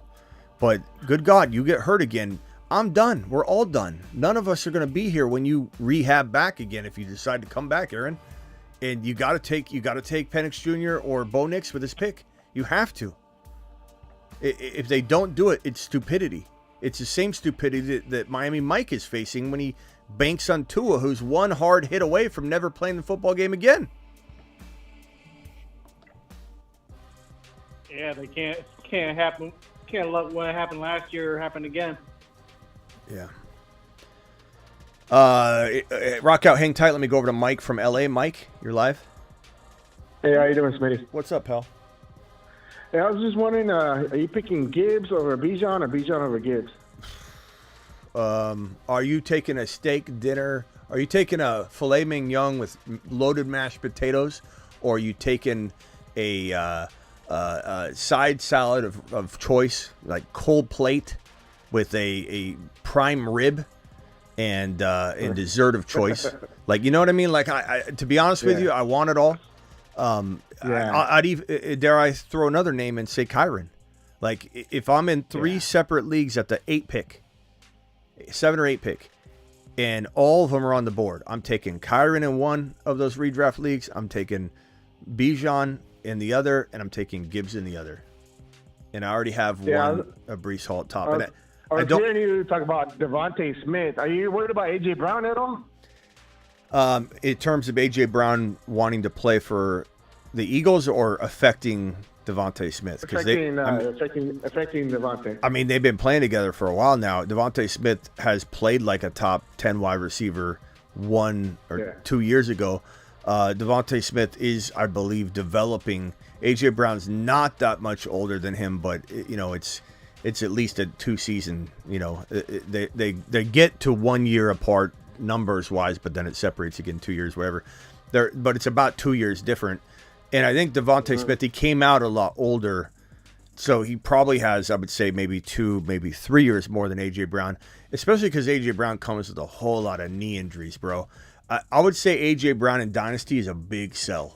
Big sell. His knees concern the hell out of me. This guy, and you usually find out about his knee scope or cleanup after it's already healed and over. Like, that's how they slip it in, and then you forget. Everybody's forgetting how many off seasons he's had a knee meniscus, like, trim or a cleanup, because they tell you when it's all over and rehabbed. Remember when Najee Harris had the Liz Frank injury, and then we found out he had it, and he was already, like, kind of not over it, but pretty much over it? That stuff happens. For some reason, A.J. Brown news kind of sneaks up on you like that, and you kind of forget because he didn't have to, you know, stew in it for a while. But A.J. Brown's, you start cutting away at meniscus, bro. It's like going into your vehicle and slicing off big chunks of your brake pads, and the vehicle leaning slightly a little differently, and then going, 20,000 miles on it. What do you think that's going to do to all the different parts? It's just going to mess everything. So, like, I would venture to say that a bad meniscus tear is worse than a clean ACL tear. And I know a lot of people might call cap on that, but I'm telling you, as a man that suffered as many knee injuries as you can think of, except for a PCL tear, which I didn't. I tore everything else in my knees. Patellar tendon, ACL, MCL, LCL, meniscus, everything. Patellar tendon off the kneecap. I've done all that. The only thing I haven't torn is my PCL. Maybe I did. They just didn't look. Jesus. When I tore my patellar tendon, they didn't even. The doctor said, I was in the ER, and I go, did I tear my ACL? And he goes, I don't know. And I said, well, are you going to look? He goes, no. And I said, why? He's like, normally patellar tendons tears when you rupture it off and tear the kneecap off the patellar tendon. He's like, almost always there's no ACL tear with it, so we're not going to go looking for trouble or whatever and cause an infection or something. So they didn't even do like an MRI for it or anything. But my knee didn't buckle. Like usually you could tell if you tore your ACL. You could do a couple tests too. You sit on a table, you grab someone's leg from behind the knee, you pull forward, and if the knee joint goes like this, and it has a lot of lax, that means the ACL is not inside there keeping that joint tight. If you pull the knee and it goes like this, that means that the ACL is intact and it's holding that, and the PCL. The PCL is the other. You do both ways or whatever. Anyway, what were we talking about? Why did I even go there? AJ Brown. Smith and AJ Brown. Yeah. So I believe AJ Brown will have serious injury risk. So Devontae Smith all day. For 2024, though, like if we're talking redraft, I would draft A.J. Brown ahead of Devontae Smith, but I still love the value of Smith more. Like, I'd rather draft Achane in round 2 instead of A.J. Brown if you guarantee me Devontae Smith instead later versus the running back. He's a speedster. He has that speed. Bro, he could be the biggest yard per carry guy in the NFL this year. Yeah, man. I mean, in the career, in all of the history of the NFL, he could be the number 1 yard per carry guy in the history of the NFL. Like, that's how good he's at. And he jumps up there too. He gets up there. He's a beast, bro. All right, we'll see you later, Mike. Appreciate you. Take care. Denny, you're so quiet, well behaved. I'm so proud of you. I added Denny about 30 seconds ago. You haven't heard a peep. He's just sitting there as quiet. Look, Denny knows what he's doing. I learned. You learned. What can I do for you, pal? I appreciate you. What did I miss? A lot. Nothing. I can't repeat everything that happened on this show. This show is packed of information. Can I just say, not to toot my own horn, and really when I toot my own horn, I'm really tooting the community. I'm tooting what you guys actually provide for me. If you weren't here, I couldn't do this. If you didn't engage and interact with me, I wouldn't be doing what I'm doing. We all help each other. We all feed off each other. This is a family here, as Denny always says. This is family. Family. The amount of information just this one show, this 1 hour and 30-minute show is provided, I feel like, in my opinion, is better than a whole week's worth of shows on another channel where they break down 5 topics very slowly between 2 different guests that don't read the chat or engage with the audience whatsoever. Or they do a mailbag. Why don't you email us and get in our mailbag, and we'll answer 4 questions on tomorrow's show. I'm not trying to make fun of other people necessarily. I'm just saying we do a good job. We do a good job. You missed this show. You missed a ton. I love when you get mad at me, but then I love when you forgive me, you know? Because I think it's about forgiveness, even if you don't love me anymore. Can you sing, please forgive me? I know not what I do. Go. I can't. Smitty? Just give me one more try, you know? Yeah. You always got another try with me, Denny. Denny, you cussed me out in the comments, call me a coward, and I didn't answer the phone. I don't even care. I love you so much, pal. I look past that. I don't even care. Yeah, I don't even care. It doesn't bother me at all. Me and Smitty are friends. You know what I mean? We've done bunk beds. You're like Beetlejuice. We've done karate. You know what I mean? We've been through that. You're the Beetlejuice or the Baba Booey of this show. You know, you're like Stuttering John or Beetlejuice or Baba Booey. Like, you know, we're gonna have our fights, but you are my Beetlejuice. You always will be. He'll always be my Smitty. Thank you. I don't, I'm sorry that when you try to talk, I'm sorry. When I listen to it, dude, I'm horrified when I hear it. I go, oh my God, I cut him off so many times, and all he was trying to do was tell me something. So, but anyway, he's, we'll get through it, and we'll get through it, Denny. Let's test your ability.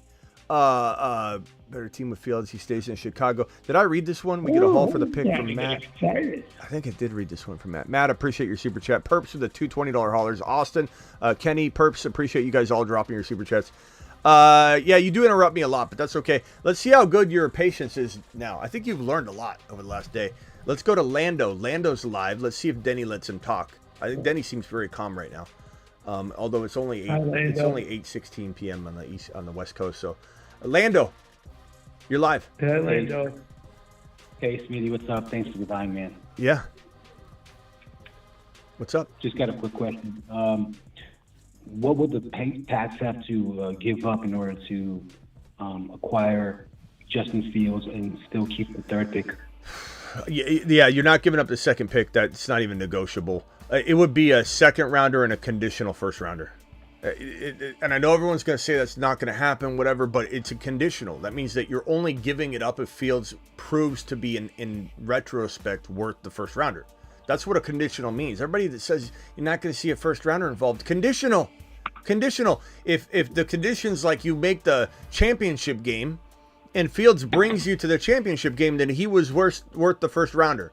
So for a team that can't surrender some sort of like 13 pick or 14, and again, Clifford is going nuts in the chat right now, going, Smitty, no one's giving a 1st rounder for Fields. It's not going to happen. Look, it's being talked about. You think whatever you want, Clifford. Go get your TPS report. Start typing. But when you're at 2 or 3, you can't play that game. So you got to give up a 2nd rounder and then a potential, like, let's say it's a 3rd or 4th that conditionally becomes a 2 or probably a 1 if you do this, and this. But you'd have to do something like that. The problem is, I think the other teams will have better offers.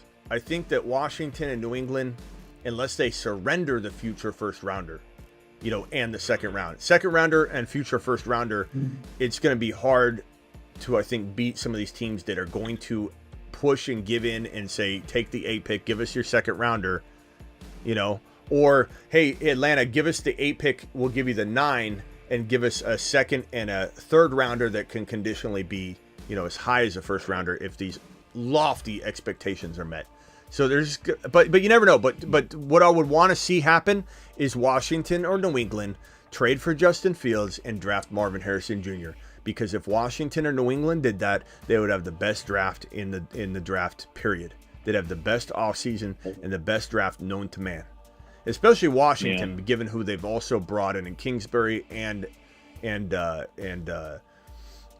Peters. Adam Peters and Kingsbury are going to prove to be amazing additions, as will the hiring of their amazingly placed head coach Dan Quinn, who had an awesome defense, and for some reason people don't like him as head coach, and I don't understand it at all, because we're seeing Campbell with Ben Johnson. We're seeing this formula work. D'Amico Ryans, and we got Slowick. We've got constant OC, head of the offense, strong defensive-minded coach that can rally the men. That's what Dan Quinn can do. That's what Raheem Morris can do. That's what McDonald can do in Seattle.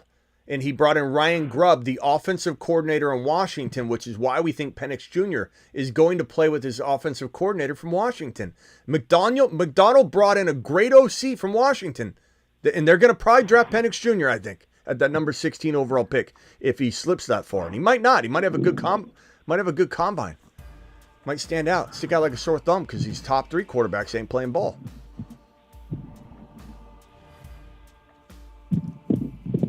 What else is going on, Lando? Hey, thanks for the time, man. Last question. In what tight end tier do you see Brock Bowers? Bro, if it were me and Atlanta keeps the 8 pick, I'm taking. And they don't need a quarterback, like let's say they bring in, somehow they get Justin Fields, or they bring in Kirk Cousins, or they get Fields using a future first rounder and a second round pick this year. Like let's say they just say screw the future, let's get Fields. I'd take Brock Bowers at 8. I don't care if I've got Kyle Pitts. I roll double tight ends and I do it live. I don't care. I'd take a Dunze or Bowers. I think Bowers could go as high as the Chargers at 5. I think that's probably the highest he would go. I think he could certainly go there. I don't know if he goes to the Giants. He could. I don't know. They don't probably believe in Wall. Tennessee, Conquo. I mean, they could look at him there. Chicago, probably not, but nothing's impossible. Like the Jets would be interesting at 10. I don't think he gets that far though. I think 10 is like the end of the road. I don't see him falling. He's so good. All right, Lando. It'd be nice. Appreciate Thanks a lot, man. I appreciate it. Yeah, call in anytime. Let's go to Denny real quick. I'm gonna wrap up the phone line. I'm gonna be back tonight on the Dynasty channel. Denny, anything else? Yeah, I want to apologize for flip-flopping on Drake May. That's right. I know the situation that you like. I like Drake. We trade and we get Fields. I like Drake. I was with you, and then I went with you. I went against you, and then we get who's that kid's the wide receivers kid? Marvin Harrison Jr. Yeah. Oh man, did you ever see the story about Marvin Harrison? Holy crap, that is a great story. Yeah. The guy does not mess around. He's weird, man. He like beats up people. And yeah. Smitty, yeah. That being said, what? I know you like the trade for Fields. I like Fields, but you know what? I like May. I like May. I think May in New England's good. Just because I like JD5 more than every other quarterback doesn't mean I don't like Drake May. I like Drake May. Number 3, no, you know what I mean, Smitty? What are you doing? You're in the house. You're the boss, right? Okay. I can't get Fields. JD5 and Caleb are gone. I'm taking Drake May without a hesitation. Did we just become best friends? We've already been best friends, Beetlejuice. We've been doing it live for a while now. All right. Hey, Denny, got to run. Call into the Dynasty channel if you're up and awake tonight. Appreciate you calling in, pal. All right. All right, later. All right, I'll Final talk to you thoughts. later. Final thoughts. Rock out. Yeah. How many shares you getting of Burrow this year? Tons of them. I initially thought maybe I wouldn't get as many, but he kept falling again, and now Burrow is sitting there, freaking 7-round territory. Get burrowed. I mean, people are getting burrowed left and right, and people are going to remember it. Get burrowed. There aren't a lot of players as valuable as Burrow in round 7 and 8. There are two quarterbacks I feel like are just filthy, ridiculously good value. Mahomes in round 4 is, I'm going to do a video on that. I said I'm going to do a video on that. I need to do the running back video and get that out. I keep saying that. I'm sorry. Running back video, Mahomes video. Those are coming up next. And let me even write that down so I make sure I do that. Mahomes and RBs, rookies. Yep. Okay. But Mahomes is probably the best value in fantasy football right now in the 4th round. Joe Burrow's up there at 7-8 round territory. It's fantastic. You can get the old pancake stack, which is still going to be a stack. I think we're going to change this up. The stack above all stacks. It's time to drop the pancake emojis So in the I think what we'll do is we'll put this as the triple stack. The Joe Burrow chase will be the double stack. And the quad stack is going to be, once it's announced and official, Fields, London, Bijan, and Kyle Pitts. It's beautiful. It's beautiful. It's the triple stack, the double stack, and the quad stack. So I love Joe Burrow in 7-8 mixed with your first round Jamar Chase. And I like Jamar Chase's value now. I told people in the very early offseason that it would be hard for me to go near Jamar Chase at 1, 2, or 3 this year, just because it's not that I don't love him. Just I want to package in more risk, and it's getting packaged in. His ADP is fine. You know, he's not going at 1, 2, or 3. He's not. You know, he's going at a perfect location. You get Burrow at 7, 8, 9, and then you got this amazing stack that cost you a 9th rounder in the 1st round. You know, whereas a Stroud's going to cost you a 3rd, a 2nd, and a 4th if you can even pull it off. It's almost like a 2nd, a 3rd, and a 3rd. You know, like Burrow and Jamar Chase is a way more affordable stack at the end of the day in a way. Anything else, Rock Out? Yeah, you try out that new pizza spot you were talking about. New pizza pie. Oh, no. Like on my store. No, it's so far away. It's like 45 minutes away. I haven't gone yet. But I do want to. Gotcha. I do want to, Rocket. I have a little bit of an urge to go check it out. I love a good pizza pie. I love a little Lou Molinati's. You get me hungry for Lou Molinati's right now. Gotcha. All right. Appreciate you. All right, Rock Out. Later, bro. Perps. Last and final caller, our man Perps, man of the hour, super chat extraordinaire. What's up, Perps? What's up, Smitty? What's up? What's the good word? Oh, man, just a lot of news. You know, like I said, hour and 45 minutes. We've covered so much on this show. It's a good show. A lot of stuff covered. Yeah, no, I agree. I was just calling to touch on earlier in the show. You were talking about guys and their Achilles injuries and whatnot. And I remember when, drawing a blank on his name at this current second, but when he went down in the Super Bowl and the like hopping around and jumping around, and some professional came on and was saying that that's how these guys are blowing it out. Well, you're kind of the in-house guy on that. What is your take on it? So I don't know that what they're doing is necessarily blowing the Achilles. I think what the way that they stretch, the way that they I've been on good authority from Raj, RSF 49ers, probably one of the biggest, Niner pages or people you could go to, that he says he goes to a lot of like Niner practices and events. He said he doesn't see the Niners stretch a lot. He kind of feels like the Niners are, always full of injuries and such. There's a little bit of a lack of stretching mentality in San Francisco. That's coming from Raj. So stretching is a big part of, I think, injuries and stuff. But what really is happening is a lot of Achilles injuries, like patellar tendon injuries too. There's damage there that you can't see. It's like a ticking time bomb. Think of it like a bunch of threads on a rope, just going one after the other on getting unthreaded, and you know how it's like, and there's like 2-3 strings left. The Achilles is kind of like that in a way that it's very vulnerable, and if you could see it when he was about to kind of hop on the sideline, you would see that it was ready to rip, you know. And so there's a lot of my prediction, and I haven't heard a single person talk about this. Just popped in my head when we were watching the game.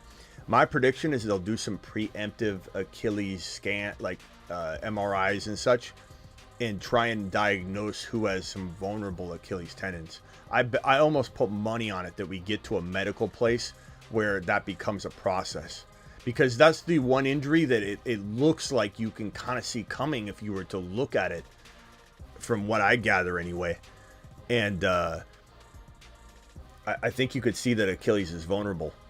It's not something that just always tears randomly. It's like some of it is the way that you operate constantly. And I think what you were seeing is that the way that they maybe kind of bend their legs and like hit the ground and kind of, you know how a lot of players will kick their cleat into the ground. There's certain behaviors that might be prone to making your Achilles like swollen, or you're using it in a weird way. As an exercise, that I said, everybody stand up. If nobody's standing up right now or whatever, just reach down and just kind of feel that right above your heel, below your calf, that cord feeling tendon. It's like, it feels like as thick as this marker, and it's just such a brutal thing to tear.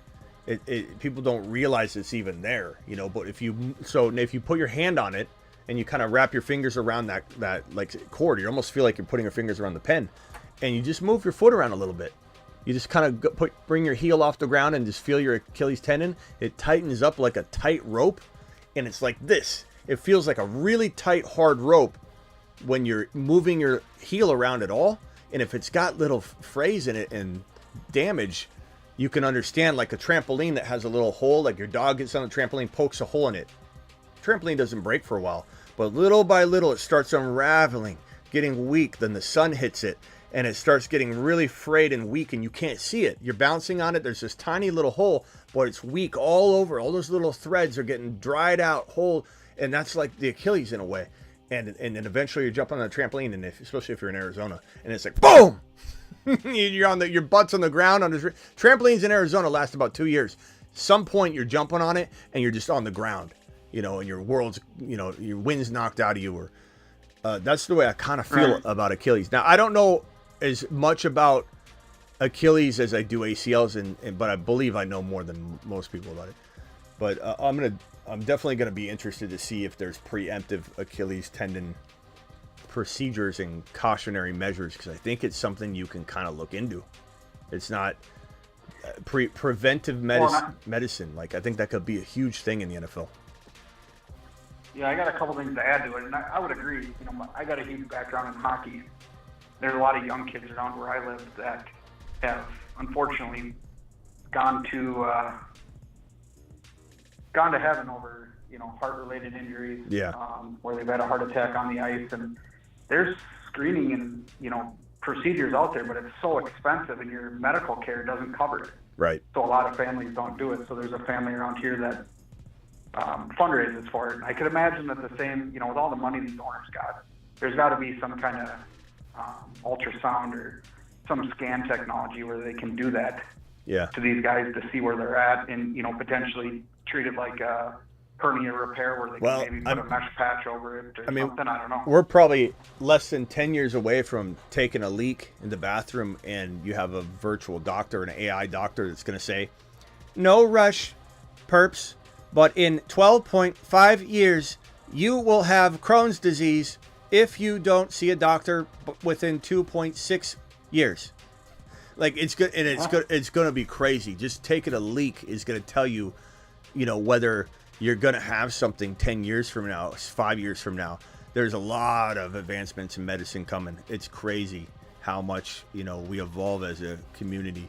Technology is insane. Like, when you really think about it, like, how long have we had the internet? 1996, 7? Like, you're talking, like, when you really think about that, you're talking about 27 years, really, that the internet's been around. That's it. Before that, you talk about, you know, cars and And World War I in the early to mid 1900s. You talk about just how much technology's advanced from like the 1945s to now. It's insane. And with AI, it's gonna get crazy. It's gonna get absolutely nuts. They better be really careful with AI. AI is gonna be when you watch Terminator right now, it doesn't look so funny anymore. Terminator might be like The Simpsons, predicting everything that's going to happen. It's insane. Yeah, isn't that funny how the Simpsons show say yeah. Right a lot of the time? The Simpsons are on point. point. Those are just writers. But no, I agree. Terminator. AI is going to definitely overtake it. I mean, look at the guy from Google left, and he said that's dangerous. That should be shut down. It's going to change things. It's Terminator. It's the whole Terminator premise is like and what's crazy about it is the Terminator premise isn't even as strong as what I think the AI threat's going to be like 7 years from now. Like that's going to be more advanced potentially than the Terminator threat. Like the Terminator threat was like it felt like this AI is crazy. It's going to be crazy. Because when you think about it, like what is the brain what are our decisions anyway? Like unless we learn something, we can't do it, right? If you don't learn how to talk, you can't talk. If you don't learn how to walk, you can't walk. If you don't learn how to thread a needle, you'll never know how to thread a needle. Like everything is learned and then retained and then just replicated. And AI is going to be better at doing that than a human at some point because that's all it's going to be. Oh, yeah. Is a replication of like what you learn. Yeah, and it's got a live feed into how to do everything that it's never even done yet. AI doesn't even need to have threaded a needle. It knows how to do it because it has all this information that it can put together at once, and it's going to be insane. Like right now, we're at the very, very first steps of AI where it's like each of these different AI models is like one of them is writing code and doing text-based stuff. One's creating images. One's creating video clips. And like they're all kind of like just very one-dimensional right now. It's all going to just, and it's eventually going to be. And this is why Hollywood went on strike. Partly is you're going to be able to type into an advanced, let's say 5 years from now, AI model and say, hey, create Bruce Willis, Die Hard 5, and I want like this actor in it, this actor in it, this actor in it. I want them going up an elevator and exploding, and it's going to look as good as anything you could ever film. It's going to piece together everything for you. And so actors were scared to death. They're going to literally be out of jobs in 5 to 10 years because you didn't need them. And if you signed away your rights to have them use your likeness, they can keep using you in movies. And so Harrison Ford in the new Indiana Jones movie, if you watch that at the very beginning, it's all like AI and CGI, and I believe it's all pieced together from all the different clips and interviews he's done and different analyzations of his speaking and all that, and they were able to create entire scenes of him where he wasn't even acting. It's gonna get bad. It's gonna get crazy. Everybody thought it was gonna be fun, but it's gonna get nuts. Well, yeah, just like the scammers are already taking people's voices and creating things using AI to try and scam people. I mean, it's going to get ugly before. Yeah. What we need to do is get a handle on it. What we need to do is send a bunch of people to Mars, like Elon Musk wants to do, and do not let AI follow, and let a civilization live without, the advancements that we're going to take down this world at some point. All right, Perps, anything else? For sure. Yeah, the last thing I was just going to add into what we were talking about is you look at Austin Eckler that you posted a couple of weeks ago. He's doing chin-ups with a 100-pound dumbbell, held between his ankles. I mean, look how strong his ankles and his legs are. He did hold that there in a hanging position. He did an update. Did you see it? He did an update. He did it with a 200-pound weight. But he only did one rep, but he did a full rep holding a 200-pound weight between his legs. That's like holding me between his legs and doing a pull-up. He only did one, but it was not hanging around his neck or his chin. No, it was unbelievable. He could barely carry it to the rack when he's done with it, and he's grabbing it with his feet and doing pull-ups with it. Okay, go. I think I know where you're going with this, but go ahead and finish. Yeah, but where I was going, so you look at that, and then you look at Tajay Spears. The dude doesn't even have a ACL or whatever, but he's so strong that they say his knee, his leg is better. It's like a robotic knee. And It can be. with that technology of the scanning, you know, stretching, strength training, all that plays into it. If these guys aren't doing it, they're going to be, you know, injury prone. And some of these guys we have bold predictions on could hit their first day on the field like Rodgers, and pop it goes, and they're done for the year. Yeah. So on the in terms of the ACLs, where's my knee model when I need it? Where's my knee model? I have my knee model here somewhere. I don't know where it is. Okay, well, I'll just show it with my hands. But when you have an ACL, the reason for the ACL is, like I said earlier, is to keep those two knee joints tight. So if this is a leg and it's laying on a bench and the kneecap's on top, without the ACL, the average human being is going to have these micro movements in the knee. You got the LCL on the outside, the MCL on the inside, the PCL and LCL in the middle. And if a normal human being like you or I, Perps, that even if you worked out a lot, run a lot, work out, you're going to have this movement in your knee like this where it just grinds all the padding and meniscus down. So the meniscus is in between. And without the ACL and that tight fit, this is going to go like this. Just even if it's subtle, it's going to go like this, and it's going to slowly just rub, almost like grinding your teeth. It's just going to slowly but surely. You bend down to get, pick up a pen that you dropped. You're grinding a little bit there. It's just constantly going to grind down. Without an ACL, even if your knee's very tight, even if you've got strong quads, you're going to eventually have a total knee replacement because you're going to grind your meniscus down to bone on bone. That's partly why you need an ACL, and even if you have really strong legs without the ACL. So it's at a cost. But in the short term, for a running back with a very short shelf life, where you need a total knee replacement at 50 because of that, Tajay Spears maybe found a loophole and a cheat code, and Garrison Hurst found it first because he came into the NFL draft without an ACL and no one knew it. He didn't know it. He tore it in high school. They tracked it back to a certain game. He remembered tearing his knee walking to the sideline, but his quad was so strong, he had like an abnormal amount of muscle around the knee, almost like an ace bandage wrapped really tight around the knee. So there was no real movement. There was micro movements. He would eventually have a total knee replacement playing football on it for so long, but they're micro and they just grind the meniscus down very little.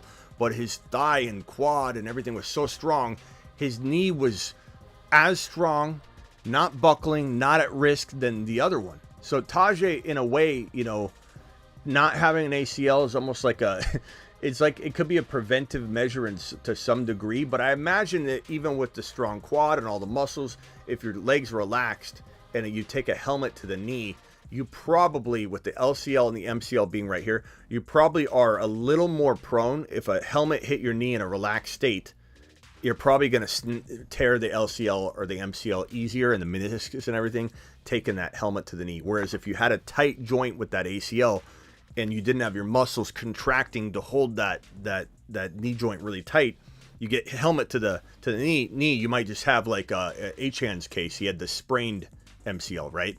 Without an ACL, even with a strong quad, I bet you Achan could have had a lot higher likelihood of tearing, a whole bunch in there. So ACLs are tricky. I'm not saying Tajay Spears you should run from them because of the no ACL, but it's certainly, there's different layers and dimensions to it that we can't really know. There's circumstances and hits and different things he could avoid, maybe last 5 years. Right. Well, that's all I got. Great show. All right, Perps. Appreciate you, bro. JF wanted the moon. Yeah, thank you for all the super chats. You're the man, bro. All right, see you. Later, Perps. All right, guys, I'm out of here. I think I'll see you later. It's a little late. I might come back later, like late tonight, and do a quick 10-minute, 12-minute Dynasty show. Hit that Dynasty link that's in the live or in the description of the video. It's youtube.com/Dynasty Fantasy Football. Make sure you're subscribed to my Rumble channel as well, rumble.com/The Fantasy Football Show. Appreciate every single one of you. Justin Fields to Philly. It's magnificent. Bijan to the moon. Fields to the moon, but specifically London and Bijan to the moon. We interrupt this program to bring you a special message from the Bruce's mother. Get Bijan.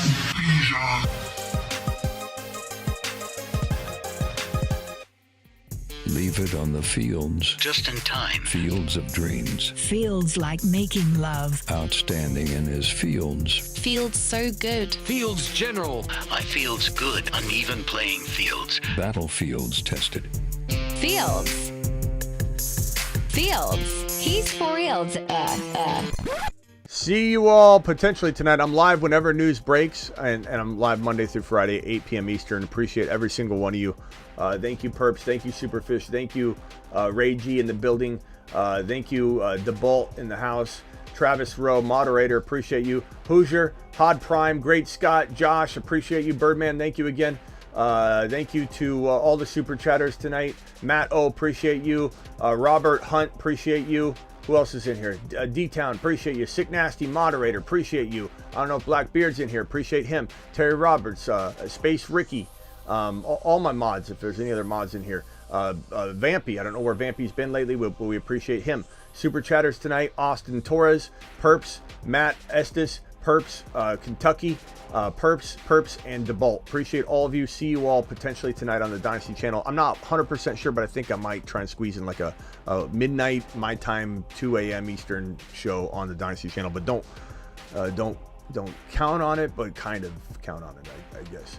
Membership posts. Okay, thank you. Real quickly, let me hit those. Thank you, Travis, for reminding me. Looks like I had some membership questions. Boss Hog says to the moon. Appreciate you dropping your membership question. Superfish says Fields hasn't been given any coaching consistency. Agree with you 100%. Smitty didn't read the membership celebration post. Now I have, thanks to Travis, and Travis reminded me. There you go. Superfish, appreciate you using yours. Thank you, Boss Hog. Appreciate you. Thank you, Travis. I'll see you all potentially tonight. Thanks again. 140 of you in the building. 147 thumbs up. That's what we like to hear. That's what we like to see. Do it live. Look at the revenge tour. Yeah, baby.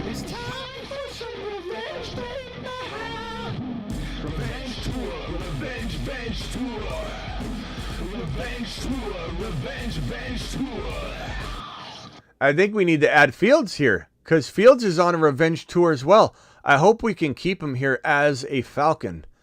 But I think 100% this revenge tour crew, and even Kyle Pitts needs to be on here. This is the Atlanta Falcons are going to control the revenge tour board. It's actually quite astonishing when you think about it. Fields, this is pretty. I think we need to add Kyle Pitts. This is fantastic. I love the revenge tour board right now. It looks great. Revenge looks great on you three.